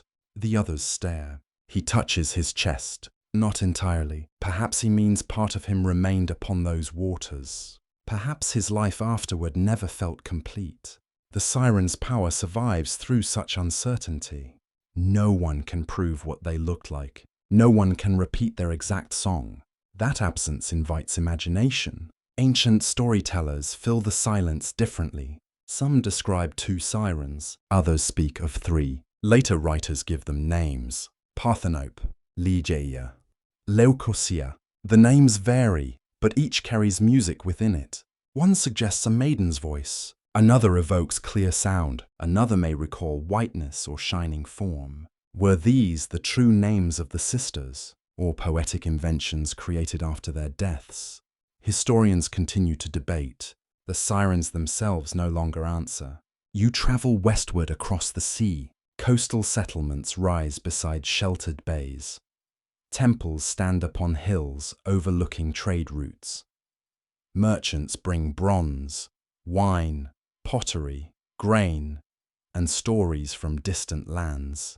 Near one Italian shore, local tradition remembers a siren named Parthenope. Some say her body washed gently onto the coast after Odysseus passed. The people buried her with reverence. A city later grew near the place where she rested. Whether this tradition began as myth, local pride, or sacred memory remains uncertain. Yet its meaning is clear. The siren is no longer only a destroyer. She becomes an ancestor, a guardian, a presence tied to land and community. The transformation feels remarkable. A creature feared at sea becomes beloved upon shore. Perhaps distance softened the terror. Perhaps communities understood that dangerous powers could also protect those who honored them. Greek religion often allowed such contradictions. The same sea god could save sailors and drown them. The same goddess could bless harvests and withhold them. Divinity was rarely simple. Neither were the sirens. You enter a quiet sanctuary near the coast. No grand marble columns rise here. Only a low stone altar stands beneath wind-bent trees. Someone has placed fresh flowers upon it. Nearby rests a small carved figure with a woman's head and a bird's body. Its surface has been worn smooth by many hands. Women approach carrying bowls of honey and milk. They whisper prayers for safe journeys. not only for husbands and sons at sea, for the dead. The sirens gradually become connected with mourning. Their image appears upon tombs. You see them carved beside funerary monuments. Wings spread not in threat, but in sorrow. Their faces remain calm. Their bodies lean toward the dead, as though singing a final lament. This may seem surprising, yet the connection is ancient and natural. Who better to guide the departed than beings whose voices lived between beauty and death? Who better to mourn lost lives than those whose own existence was shaped by grief? Some researchers believe funerary sirens represented lamentation itself. Their music expressed sorrow too deep for ordinary language. Standing before one weathered monument, you understand the appeal. The carved siren does not attack. She remembers. Her wings suggest movement between worlds. Her song, though silent in stone, seems capable of reaching places human speech cannot. Torchlight flickers during an evening burial. Family members gather around a grave. The scent of incense rises into cool air. A hired mourner begins singing. Her voice trembles but does not break. Upon the tomb, the stone siren watches. For a moment, mythology and ritual become inseparable. The feared singer of the cliffs has become a companion to grief. This change does not erase the wrecks. It deepens the memory. The ancient world rarely separated beauty from danger as neatly as later generations sometimes prefer. A flower can conceal poison. A calm sea can hide rocks. A beautiful voice can reveal truths a listener is not ready to face. The sirens embody this tension. That is why they refuse to vanish. Poets continue using them as symbols. One writer imagines their song offering perfect knowledge. Another sees them as temptations drawing people away from duty. A philosopher interprets them as pleasures that weaken reason. Another tradition suggests their music represents the harmony of the cosmos, a divine sound heard only by souls prepared to leave the body. These meanings contradict one another, yet each grows from the same mystery. What did the sirens truly offer? Desire, death, wisdom, rest. Perhaps the answer depended upon the listener. You walk through a marketplace where painted pottery stands in careful rows. Black figures move across warm red clay. Heroes fight. Gods feast. Ships cross patterned waves. Upon one vessel, a man is tied to the mast while winged women hover nearby. Odysseus, the Sirens. The moment has become permanent. A painter who never saw the island gives the sisters new shapes. Their bodies resemble birds. Their faces remain human. Their wings extend dramatically above the ship. Another pot shows one siren falling toward the sea. Perhaps the prophecy has been fulfilled. Perhaps the artist simply needed to fill the curved surface. Surviving evidence suggests such images helped ancient audiences recognize the story immediately. No written explanation was needed. The bound king and the winged singers carried their own warning. Curiosity requires restraint. Knowledge has a price. Self-control often depends upon others. Odysseus survived because his crew obeyed his earlier wisdom when his present desire became unreliable. The sirens therefore become part of his character as well. They reveal that intelligence alone is not enough. A clever man must sometimes create limits before temptation arrives. Without the sirens, this truth remains hidden. Without Odysseus, their own story never reaches its final transformation. Their relationship lasts only moments. Its consequences endure for centuries. Night settles over the city. You climb a hill above the harbor where a small shrine faces the open sea. Far below, lanterns glow aboard ships preparing to depart at dawn. Families share final meals. Sailors check ropes and fold heavy sails. At the shrine, a young man leaves a small wax offering shaped like an ear. Perhaps he asks for protection from dangerous voices. Perhaps he prays for wisdom to recognize deception. A priestess lights a sacred flame. The wind bends it toward the water. For one instant, you think you hear distant harmony beneath the waves. The priestess hears nothing, or pretends not to. She simply whispers, Not every song asks to be followed. The words carry the lesson forward. The sirens no longer rule their island. They rule something less visible. The moment when longing becomes stronger than judgment. The instant when knowledge appears more valuable than safety.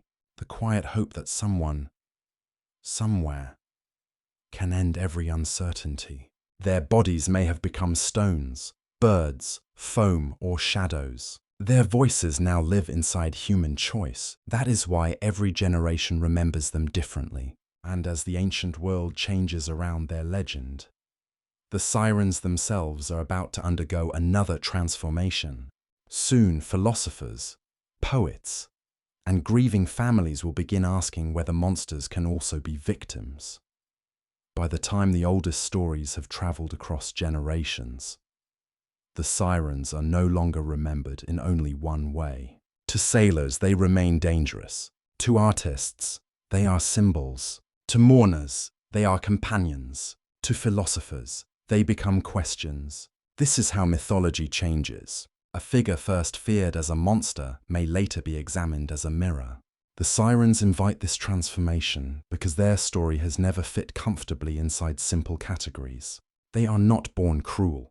They do not begin beside the rocks. They are not created solely to destroy sailors.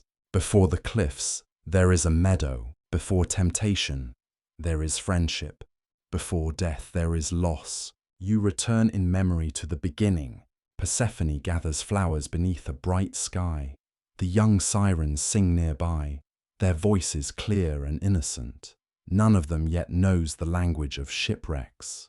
Then the earth opens, a friend vanishes, the world changes. Everything that follows grows from that wound. Ancient mythology often treats monsters as consequences. Some are born from divine conflict. Others emerge from curses, broken vows, forbidden knowledge, or the anger of gods. Their frightening forms tell you that something in the order of the world has been disturbed. The sirens belong to this tradition.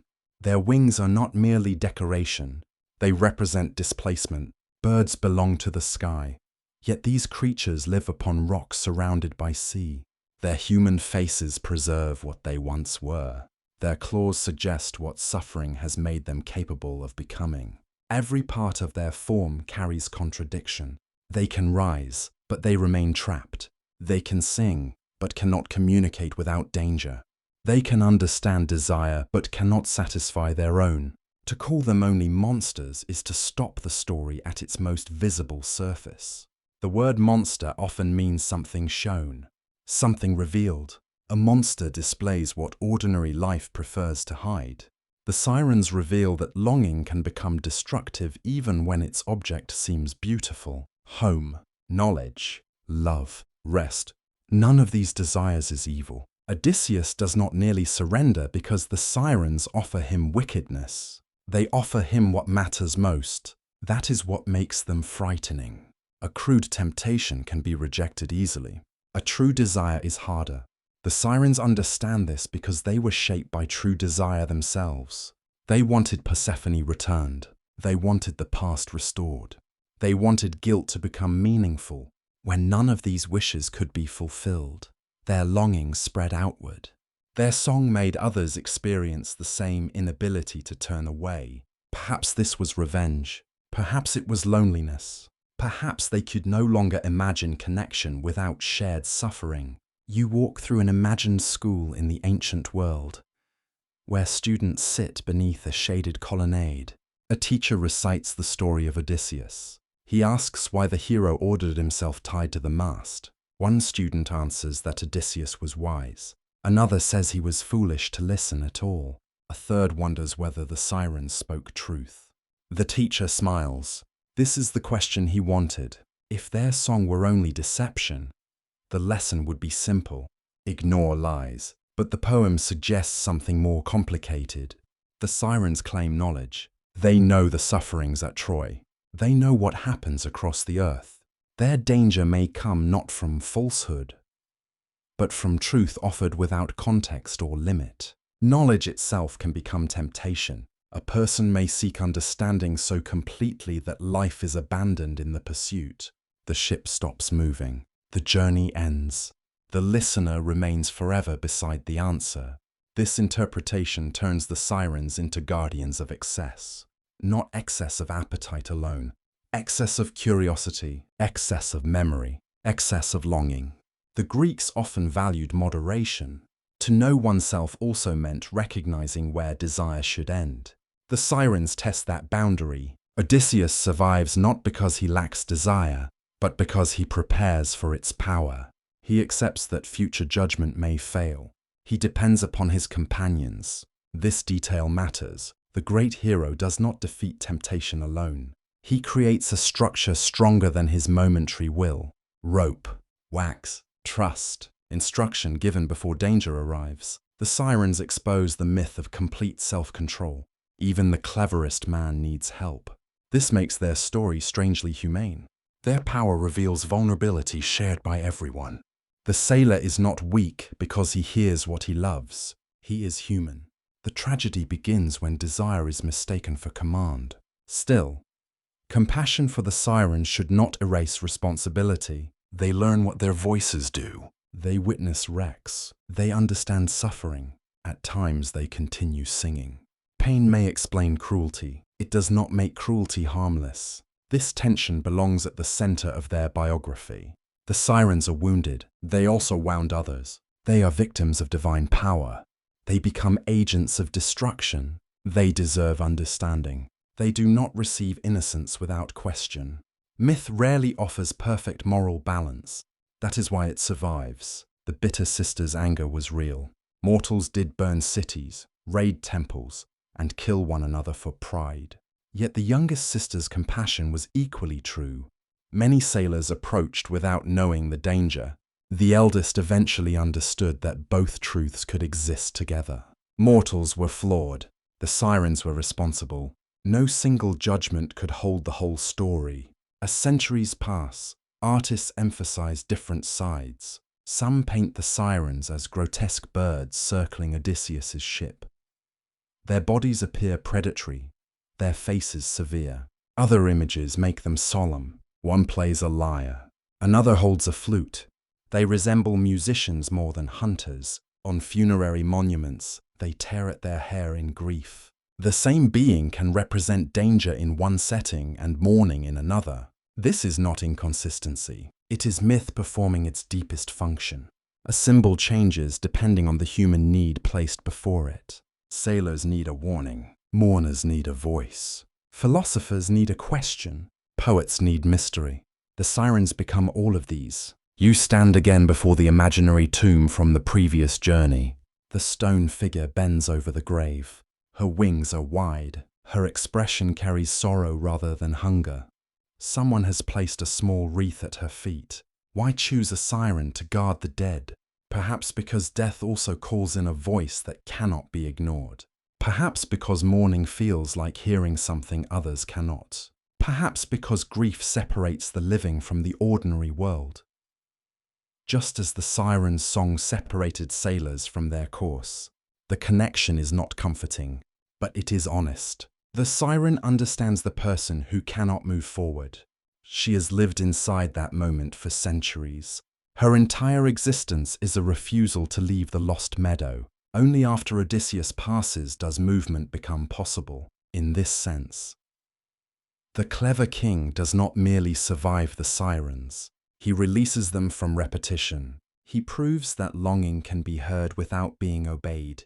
The lesson reaches them as much as it reaches him. This may explain why later retellings sometimes soften their end. Death becomes transformation. Falling becomes flight. Silence becomes rest. The monster does not need to be slain by a sword. She changes when the pattern sustaining her is broken. Such an ending differs from the deaths of many Greek monsters. Medusa is beheaded. The Minotaur is killed in darkness. The Hydra is burned and cut apart. The sirens are defeated through listening, restraint, and continuation. Their power fails when a mortal hears them fully and still chooses life beyond them. That makes their story less about conquest than release. Night gathers over the ancient cemetery. The last mourners leave. Moonlight rests upon the carved wings. For a moment, The stone siren seems almost alive. You imagine the question she would ask. Not whether you possess desire. Everyone does. Not whether you can silence longing forever. You cannot. The question is quieter. Can you hear the voice calling you away from your path and still remember where you were going? This is why the sirens remain more than monsters. They do not represent an enemy outside the self. They represent the beautiful argument for surrender already waiting within it, and now, beyond their personal tragedy. Another layer of meaning begins to emerge, for beneath their music lies an older question about knowledge, memory, death, and the price of hearing too much. When the last echoes of the sirens fade from the ancient sea, their voices do not truly disappear. They move inward, no longer carried by the wind across dangerous waters. They begin living inside questions that every generation asks in its own way. Why do beautiful things sometimes lead us toward ruin? Why do we long for what may destroy us? Why is knowledge so often accompanied by sorrow? You leave the harbors, temples, and cliffs behind and step into the quieter world of reflection, where myths are no longer told simply to remember the past, but to understand the human heart. The Greeks rarely expected a single meaning from a great story. A myth could speak differently to a sailor than to a philosopher. It could comfort one listener while warning another. The sirens became one of the clearest examples of this richness. To some, they represented irresistible temptation. To others, they embodied dangerous knowledge. Still others believed they were the voices of memory itself. Each interpretation reveals something different, yet none fully replaces the others. Imagine yourself standing once more upon the deck of Odysseus's ship. The ropes tighten across his chest. Wax seals the ears of his companions. The island appears ahead. At first glance, the scene seems to be about survival. But look more carefully. Odysseus does something unusual. He refuses to choose between ignorance and surrender. He does not avoid the sirens completely, nor does he abandon himself to them. Instead, he creates a path between those extremes.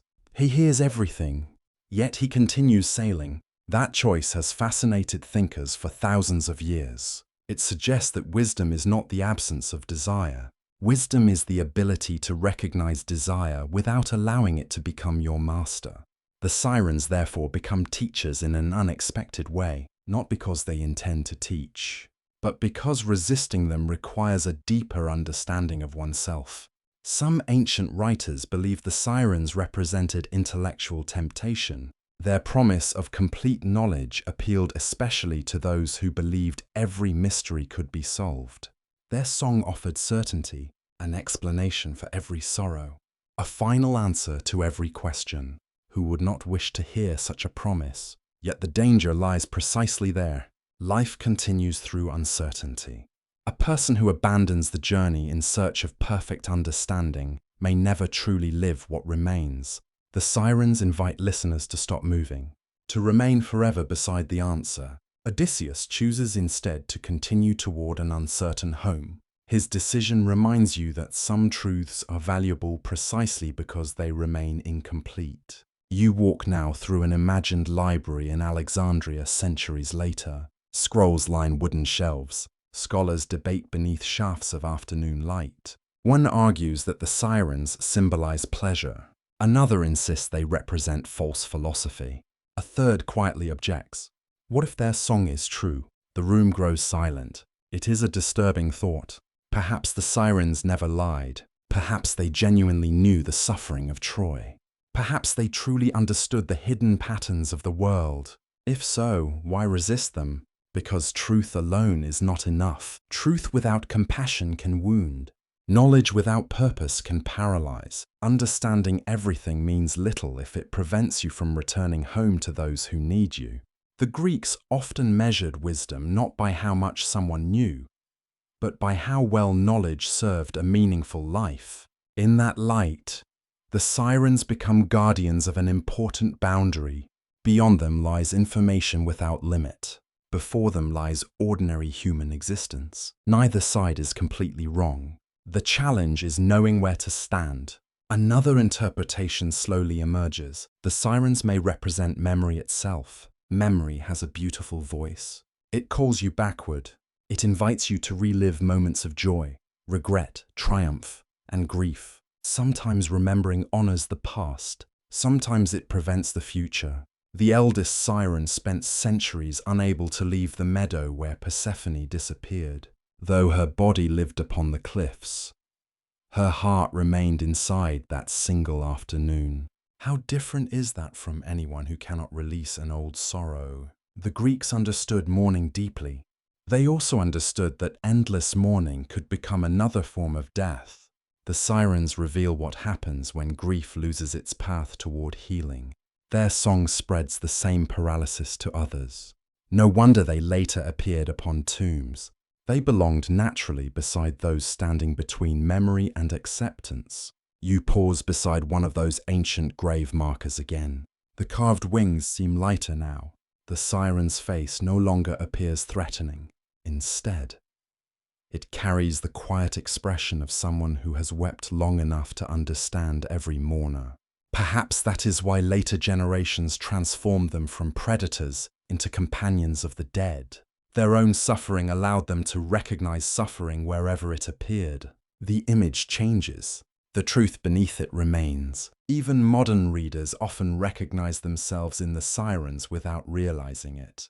The voices around us no longer come only from lonely islands. They appear wherever something promises immediate fulfillment. A life without uncertainty, a future without sacrifice, answers without patience. Every age invents its own songs. The details change. The human heart does not. This is why the myth survives long after belief in the old gods has faded. Its landscape belongs to Greece. Its emotions belong everywhere. The sirens also invite another uncomfortable realization. They are not entirely separate from Odysseus. Both are driven by longing. Both seek knowledge. Both struggle against pride. Both become trapped by choices made long before. The difference lies not in their desires, but in the direction those desires finally take. Odysseus continues home. The sirens remain upon the rocks until they learn to let go. Seen this way, they resemble two possible endings to the same human journey. One path clings forever. The other carries memory while still moving forward. Neither path avoids pain, but only one allows life to continue. As evening settles over the imagined sea, you return once more to the quiet island. No songs rise from the cliffs. Only wind, only waves, only the steady rhythm that existed before the first sailor arrived and will continue long after the last story is told. The silence itself has become meaningful. Perhaps the sirens always wished for someone to hear what lay beneath their music. Not simply desire, not merely temptation, but loneliness, the longing to be understood rather than feared. Odysseus heard it. Orpheus heard it in a different way. Persephone understood it completely. That may explain why their story ends not with triumph, but with release. Understanding succeeds where violence never could. The greatest victory in the myth belongs neither to the sirens nor to Odysseus. It belongs to compassion. Compassion allows truth to be heard without surrendering to it. Compassion allows grief to be honored without living inside it forever. Compassion even changes monsters into something more recognizable, into wounded beings searching for the same peace sought by everyone else. The waves continue washing gently against the shore. If you listen carefully, you might imagine a melody hidden beneath their rhythm, not calling you away, not asking you to stop, only reminding you that every beautiful voice deserves to be understood before it is judged. And with that understanding, the sirens begin leaving the world of myth alone. They enter the wider imagination of humanity, where their song will continue changing shape in every culture that hears it. Long after the temples of ancient Greece grew quiet, the sirens continue to travel, not by sea, not upon wings, but through stories. Empires rose and fell. New languages replaced old ones. Marble statues weathered beneath centuries of wind and rain. Sacred sanctuaries became ruins visited by shepherds and wandering pilgrims, yet the sirens refused to vanish, like the tides themselves. They returned again and again, taking on new forms while carrying the same ancient current beneath them. You leave the familiar waters of the Aegean and watch the myth begin another journey. The first travelers are poets. They carry the old stories across the Mediterranean, where Greek colonies become Roman cities and Roman cities become the heart of a vast empire. The Romans admire Greek mythology deeply, but they rarely preserve it unchanged. They reshape it. The sirens become sirens. Their appearance begins to shift. Some artists still carve them with the bodies of birds and the faces of women. Others gradually soften their forms. Their wings become smaller. Their human beauty becomes more prominent. The balance between bird and woman slowly changes. This transformation does not happen all at once. It unfolds across generations. Every sculptor imagines them a little differently. Every poet emphasizes another part of the legend. Some remember Odysseus, others remember only the song. Already, the sirens are becoming less like historical characters inside one myth and more like symbols that can enter many different stories. Centuries pass. The ancient gods lose their temples. New faith spreads across the Mediterranean. The world changes again. Many old myths disappear completely. The sirens do not. Instead, medieval writers reinterpret them. No longer companions of Persephone, no longer mourners beside tombs. Now they become warnings against spiritual temptation. Monks copying ancient manuscripts by candlelight describe them as creatures whose beautiful voices lure travelers away from the proper path. The language changes. The lesson remains familiar. Beauty without wisdom can still become dangerous. Illustrations from this period often make the sirens stranger than ever. Some retain feathers, others resemble birds only in their wings. Some begin resembling creatures that modern readers would barely recognize. This is one of mythology's quiet truths. Every age redraws its monsters, not because the stories are forgotten, because each generation fears different things. The sirens survive precisely because they are flexible. Their deepest meaning can wear many faces, as medieval maps fill unknown oceans with marvelous creatures. The sirens appear beside sea monsters, dragons, and impossible islands. Sailors crossing unfamiliar waters no longer fear only storms. They fear illusion. The sea itself becomes a place where certainty dissolves. The sirens fit naturally into that landscape. Not because anyone expects to meet them literally, because every voyage contains moments when judgment becomes uncertain. You continue forward through time. The Renaissance arrives. Ancient Greece awakens again inside European art. Painters rediscover Homer. Scholars read forgotten manuscripts. Artists begin asking an old question once more. What did the sirens truly look like?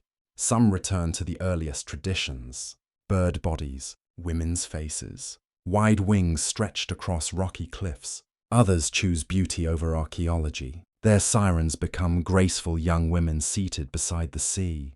The bird almost disappears. This gradual change eventually shapes the modern imagination. Many people today picture the sirens as mermaids, yet in the oldest surviving Greek traditions, they were not. The confusion developed slowly across centuries as different legends merged and influenced one another. Mermaids belonged to separate traditions connected with the sea. Eventually, the two images overlapped. Beauty remained. The wings faded. The water replaced the cliffs. History rarely changes in a single moment. It drifts, like sand carried by gentle waves. Even as appearances change, one detail refuses to disappear: the voice. Every version remembers the song. Some describe music sweeter than any instrument. Others imagine irresistible promises whispered directly into the listener's heart. Still others never describe the melody at all. Perhaps silence serves the myth better. The moment someone defines the perfect song, it belongs only to one listener. Leaving it unwritten allows everyone to hear something different. That may be Homer's greatest gift. He never tells us exactly what the sirens sing. He only tells us what their song accomplishes. You realize that this absence has preserved the legend more effectively than any detailed description ever could. The sirens become whatever each listener most longs to hear, as literature expands across the world. Echoes of the sirens appear in unexpected places. Poets compare irresistible ambition to their voices. Playwrights compare political power to their invitation. Writers describe impossible love using the language of dangerous music. The sirens no longer need islands. They exist wherever desire threatens wisdom. Even science eventually borrows their name. When European naturalists begin naming newly discovered animals, one remarkable sea mammal receives the scientific order Sirenia. Gentle creatures such as manatees and dugongs carry the memory of the old myth in their classification. Ancient sailors may have mistaken distant glimpses of these peaceful animals for mysterious women upon the waves. Whether or not that explanation accounts for every legend, the connection reveals something fascinating. Human beings naturally search for stories inside unfamiliar sights. Reality inspires myth. Myth changes how later generations see reality. The two influence one another endlessly.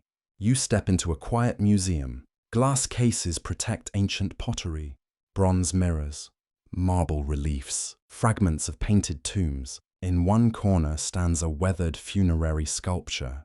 A winged siren bends over a broken lyre. Its face has lost many details to time.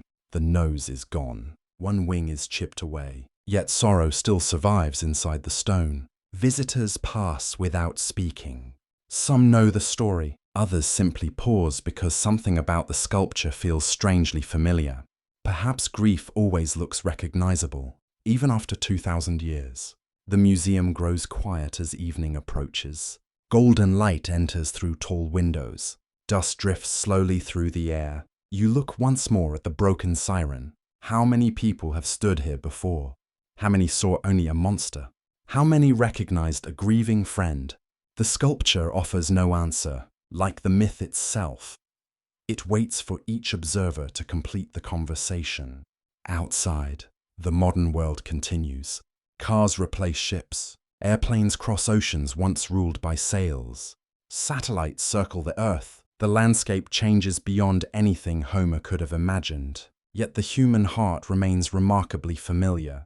People still follow beautiful voices. People still mistake certainty for wisdom. People still search for lost homes, forgotten friends, impossible knowledge, and perfect answers. That is why the sirens endure. Not because they belong only to ancient Greece, because they now belong wherever longing and choice meet. Their journey has become larger than mythology, larger even than history. The voices that once echoed from lonely cliffs now drift through literature, philosophy, art, memory, and imagination itself. And after traveling across thousands of years, they finally return to the simplest question of all. Why do we still listen? Thousands of years have passed. The cliffs have weathered. The temples have fallen. The poets who first sang of Odysseus have long since become part of history themselves. And yet, if someone whispers the words, "the Sirens' Song," almost everyone immediately understands the feeling. Not the melody, the feeling. Something beautiful calling your name. Something that promises certainty, fulfillment, or peace. Something difficult to resist.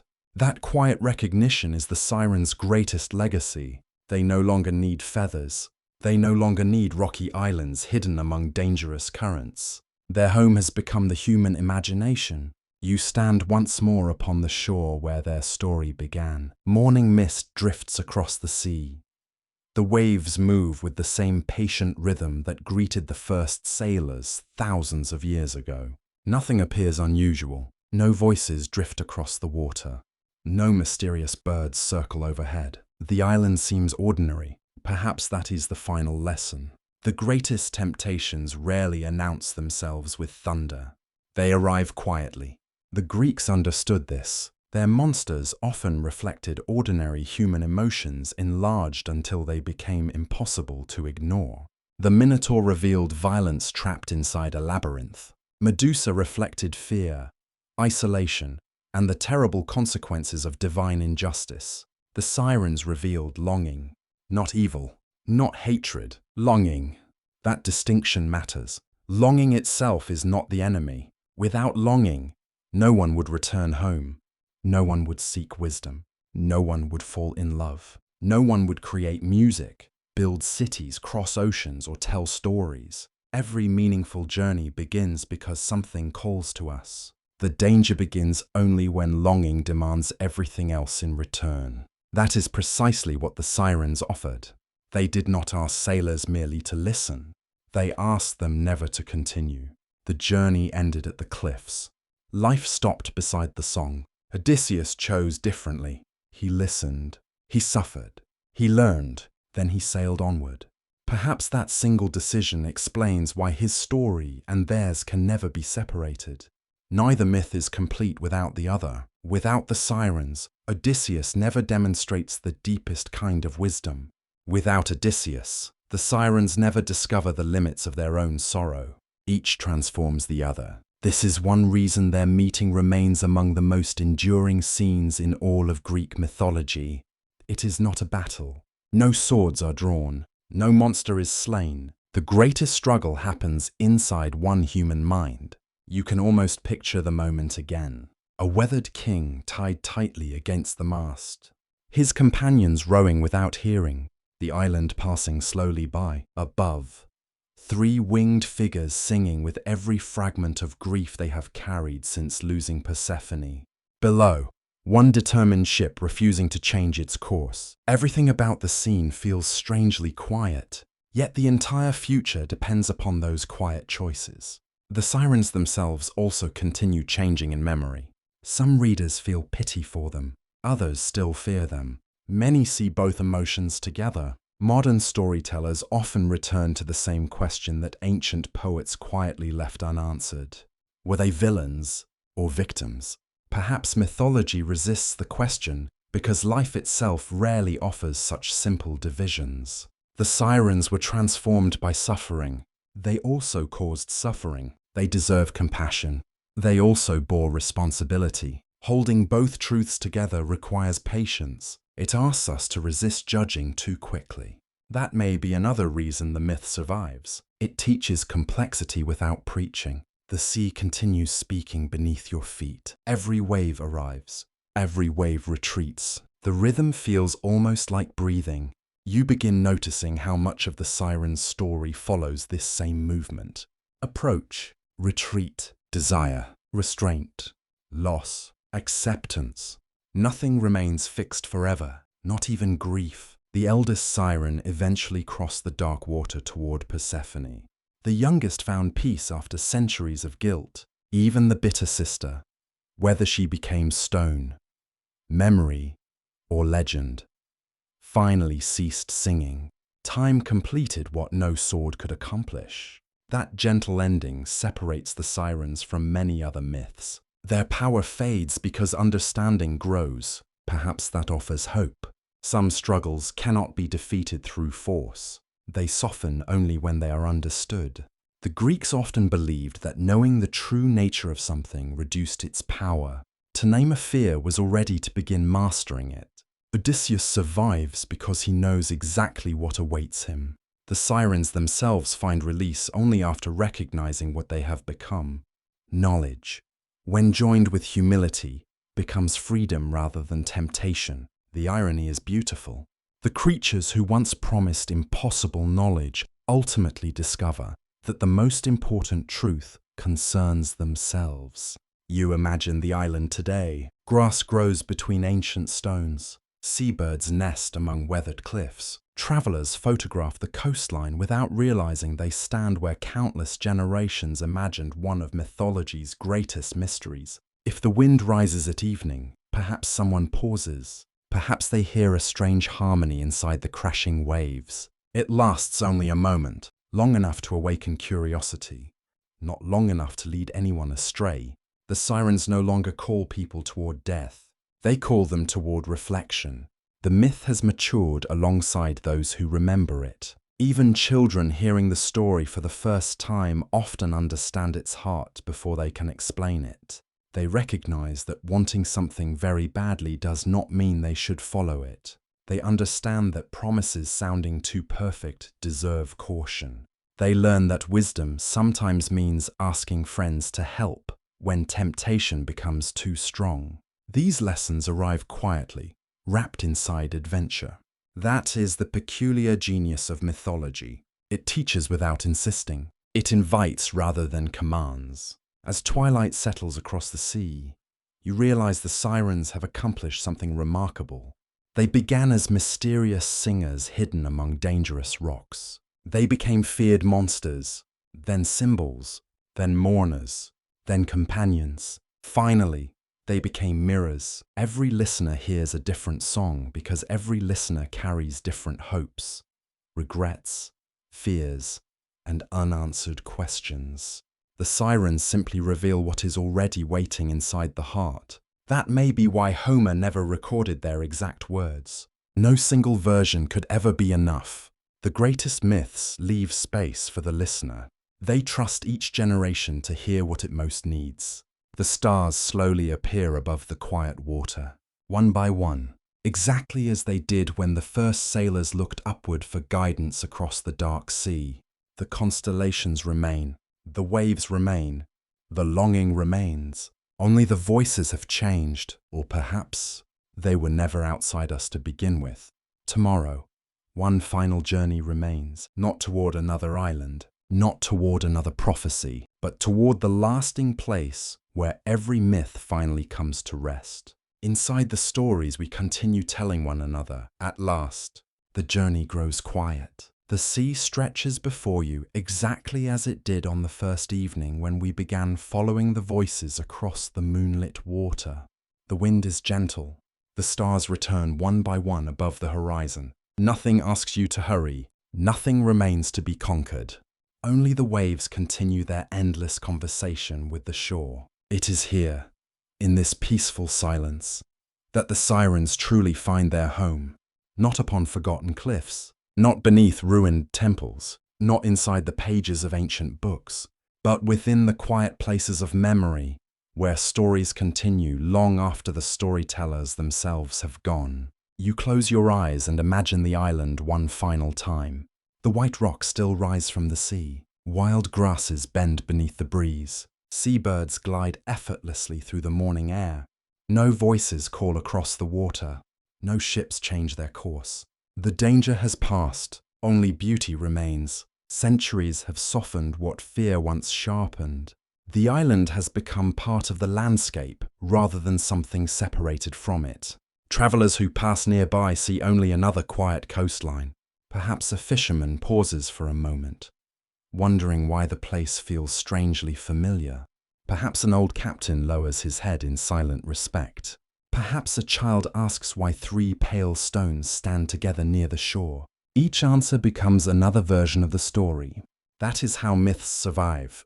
Not because every detail remains unchanged, because every generation discovers something worth remembering. The Sirens themselves understand this now. If memory has any shape beyond death, perhaps they no longer think of themselves as cursed singers or tragic monsters. Perhaps they remember only the meadow, the sunlight resting upon flowers, Persephone laughing among her companions, the world before grief. It is a gentle thought, not because it erases what happened afterward, because it reminds you that every life is larger than its greatest sorrow, even theirs.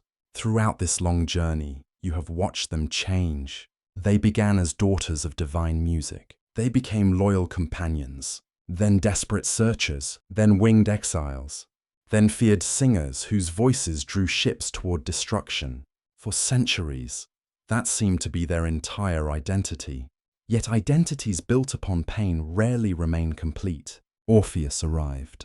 His music reminded them that sorrow could answer sorrow without violence. Jason and the Argonauts continued onward. Odysseus listened more deeply than anyone before him. His courage did not silence the Sirens. It allowed them to hear themselves. That may have been the greatest miracle in the story. Not that a clever king escaped, but that understanding accomplished what fear never could. When the song finally ended, no triumphant battle followed. No cheering crowd celebrated victory. Instead, there was silence. A silence filled not with emptiness, but with possibility. The youngest discovered peace. The bitter sister chose her own path, refusing to surrender even while changing. The eldest crossed the dark waters, not because she had been defeated, but because she was finally ready to stop searching for a past that could never return. Their ending resembles the sea itself. Nothing disappears, it transforms. The wave that reaches the shore does not cease to exist. It simply becomes part of something larger before beginning its journey again. Perhaps that is why the Greeks so often placed wisdom beside the sea. The ocean remembers movement without clinging to it.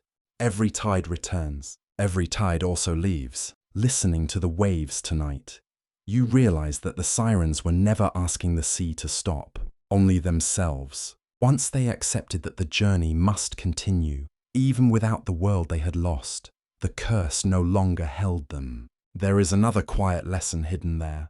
Every person carries an island somewhere inside, a place where memory calls with extraordinary sweetness, a voice saying, "If only you could return." Sometimes that memory is a childhood home, sometimes a friendship, sometimes a love that ended too soon, sometimes a version of yourself that no longer exists. Remembering these places is natural. Living inside them forever is not.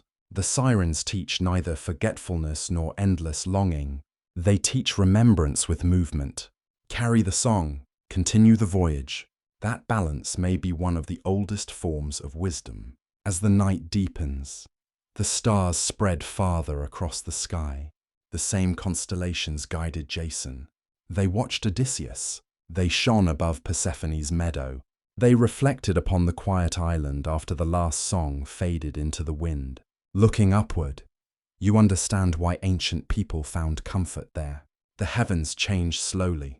The sea changed constantly. Human lives unfolded somewhere between the two. The sirens belong to that meeting place. Part earth, part sky, part memory, part hope, part sorrow, part beauty, entirely human in the questions they asked, even if their forms were not. That is why their story has endured for nearly 3,000 years. Not because people still fear hidden islands, because everyone eventually faces the choice between remaining beside an impossible longing or continuing toward an uncertain future. The sirens whisper from one path. Odysseus rows toward the other. Neither voice has ever completely disappeared. Perhaps both are necessary. Without longing, home would have no meaning. Without restraint, home could never be reached. The greatest journeys require both. The sea grows darker now. Moonlight stretches across the water in a silver path leading toward the horizon. For just a moment, you might imagine distant figures standing upon white cliffs, not singing, only watching. There is no sadness in their faces anymore, only gratitude. The story has been remembered. That was enough. The waves continue breaking gently below.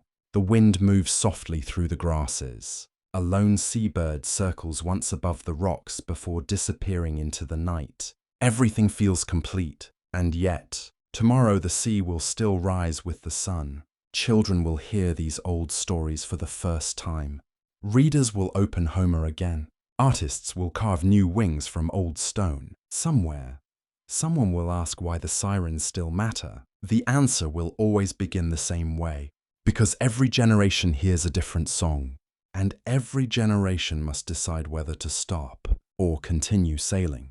So tonight, as the ancient sea settles beneath the quiet stars, you leave the island behind with the same gentle certainty that carried Odysseus toward home. The sirens are no longer calling. Their voices have become part of the waves themselves. Always present, never demanding, simply reminding anyone willing to listen that the most beautiful songs are not always meant to be followed, but they are always worth understanding. Thank you for sharing this long voyage through one of Greek mythology's most haunting lives. May the sea remain calm, the stars remain bright, and every journey ahead lead gently home.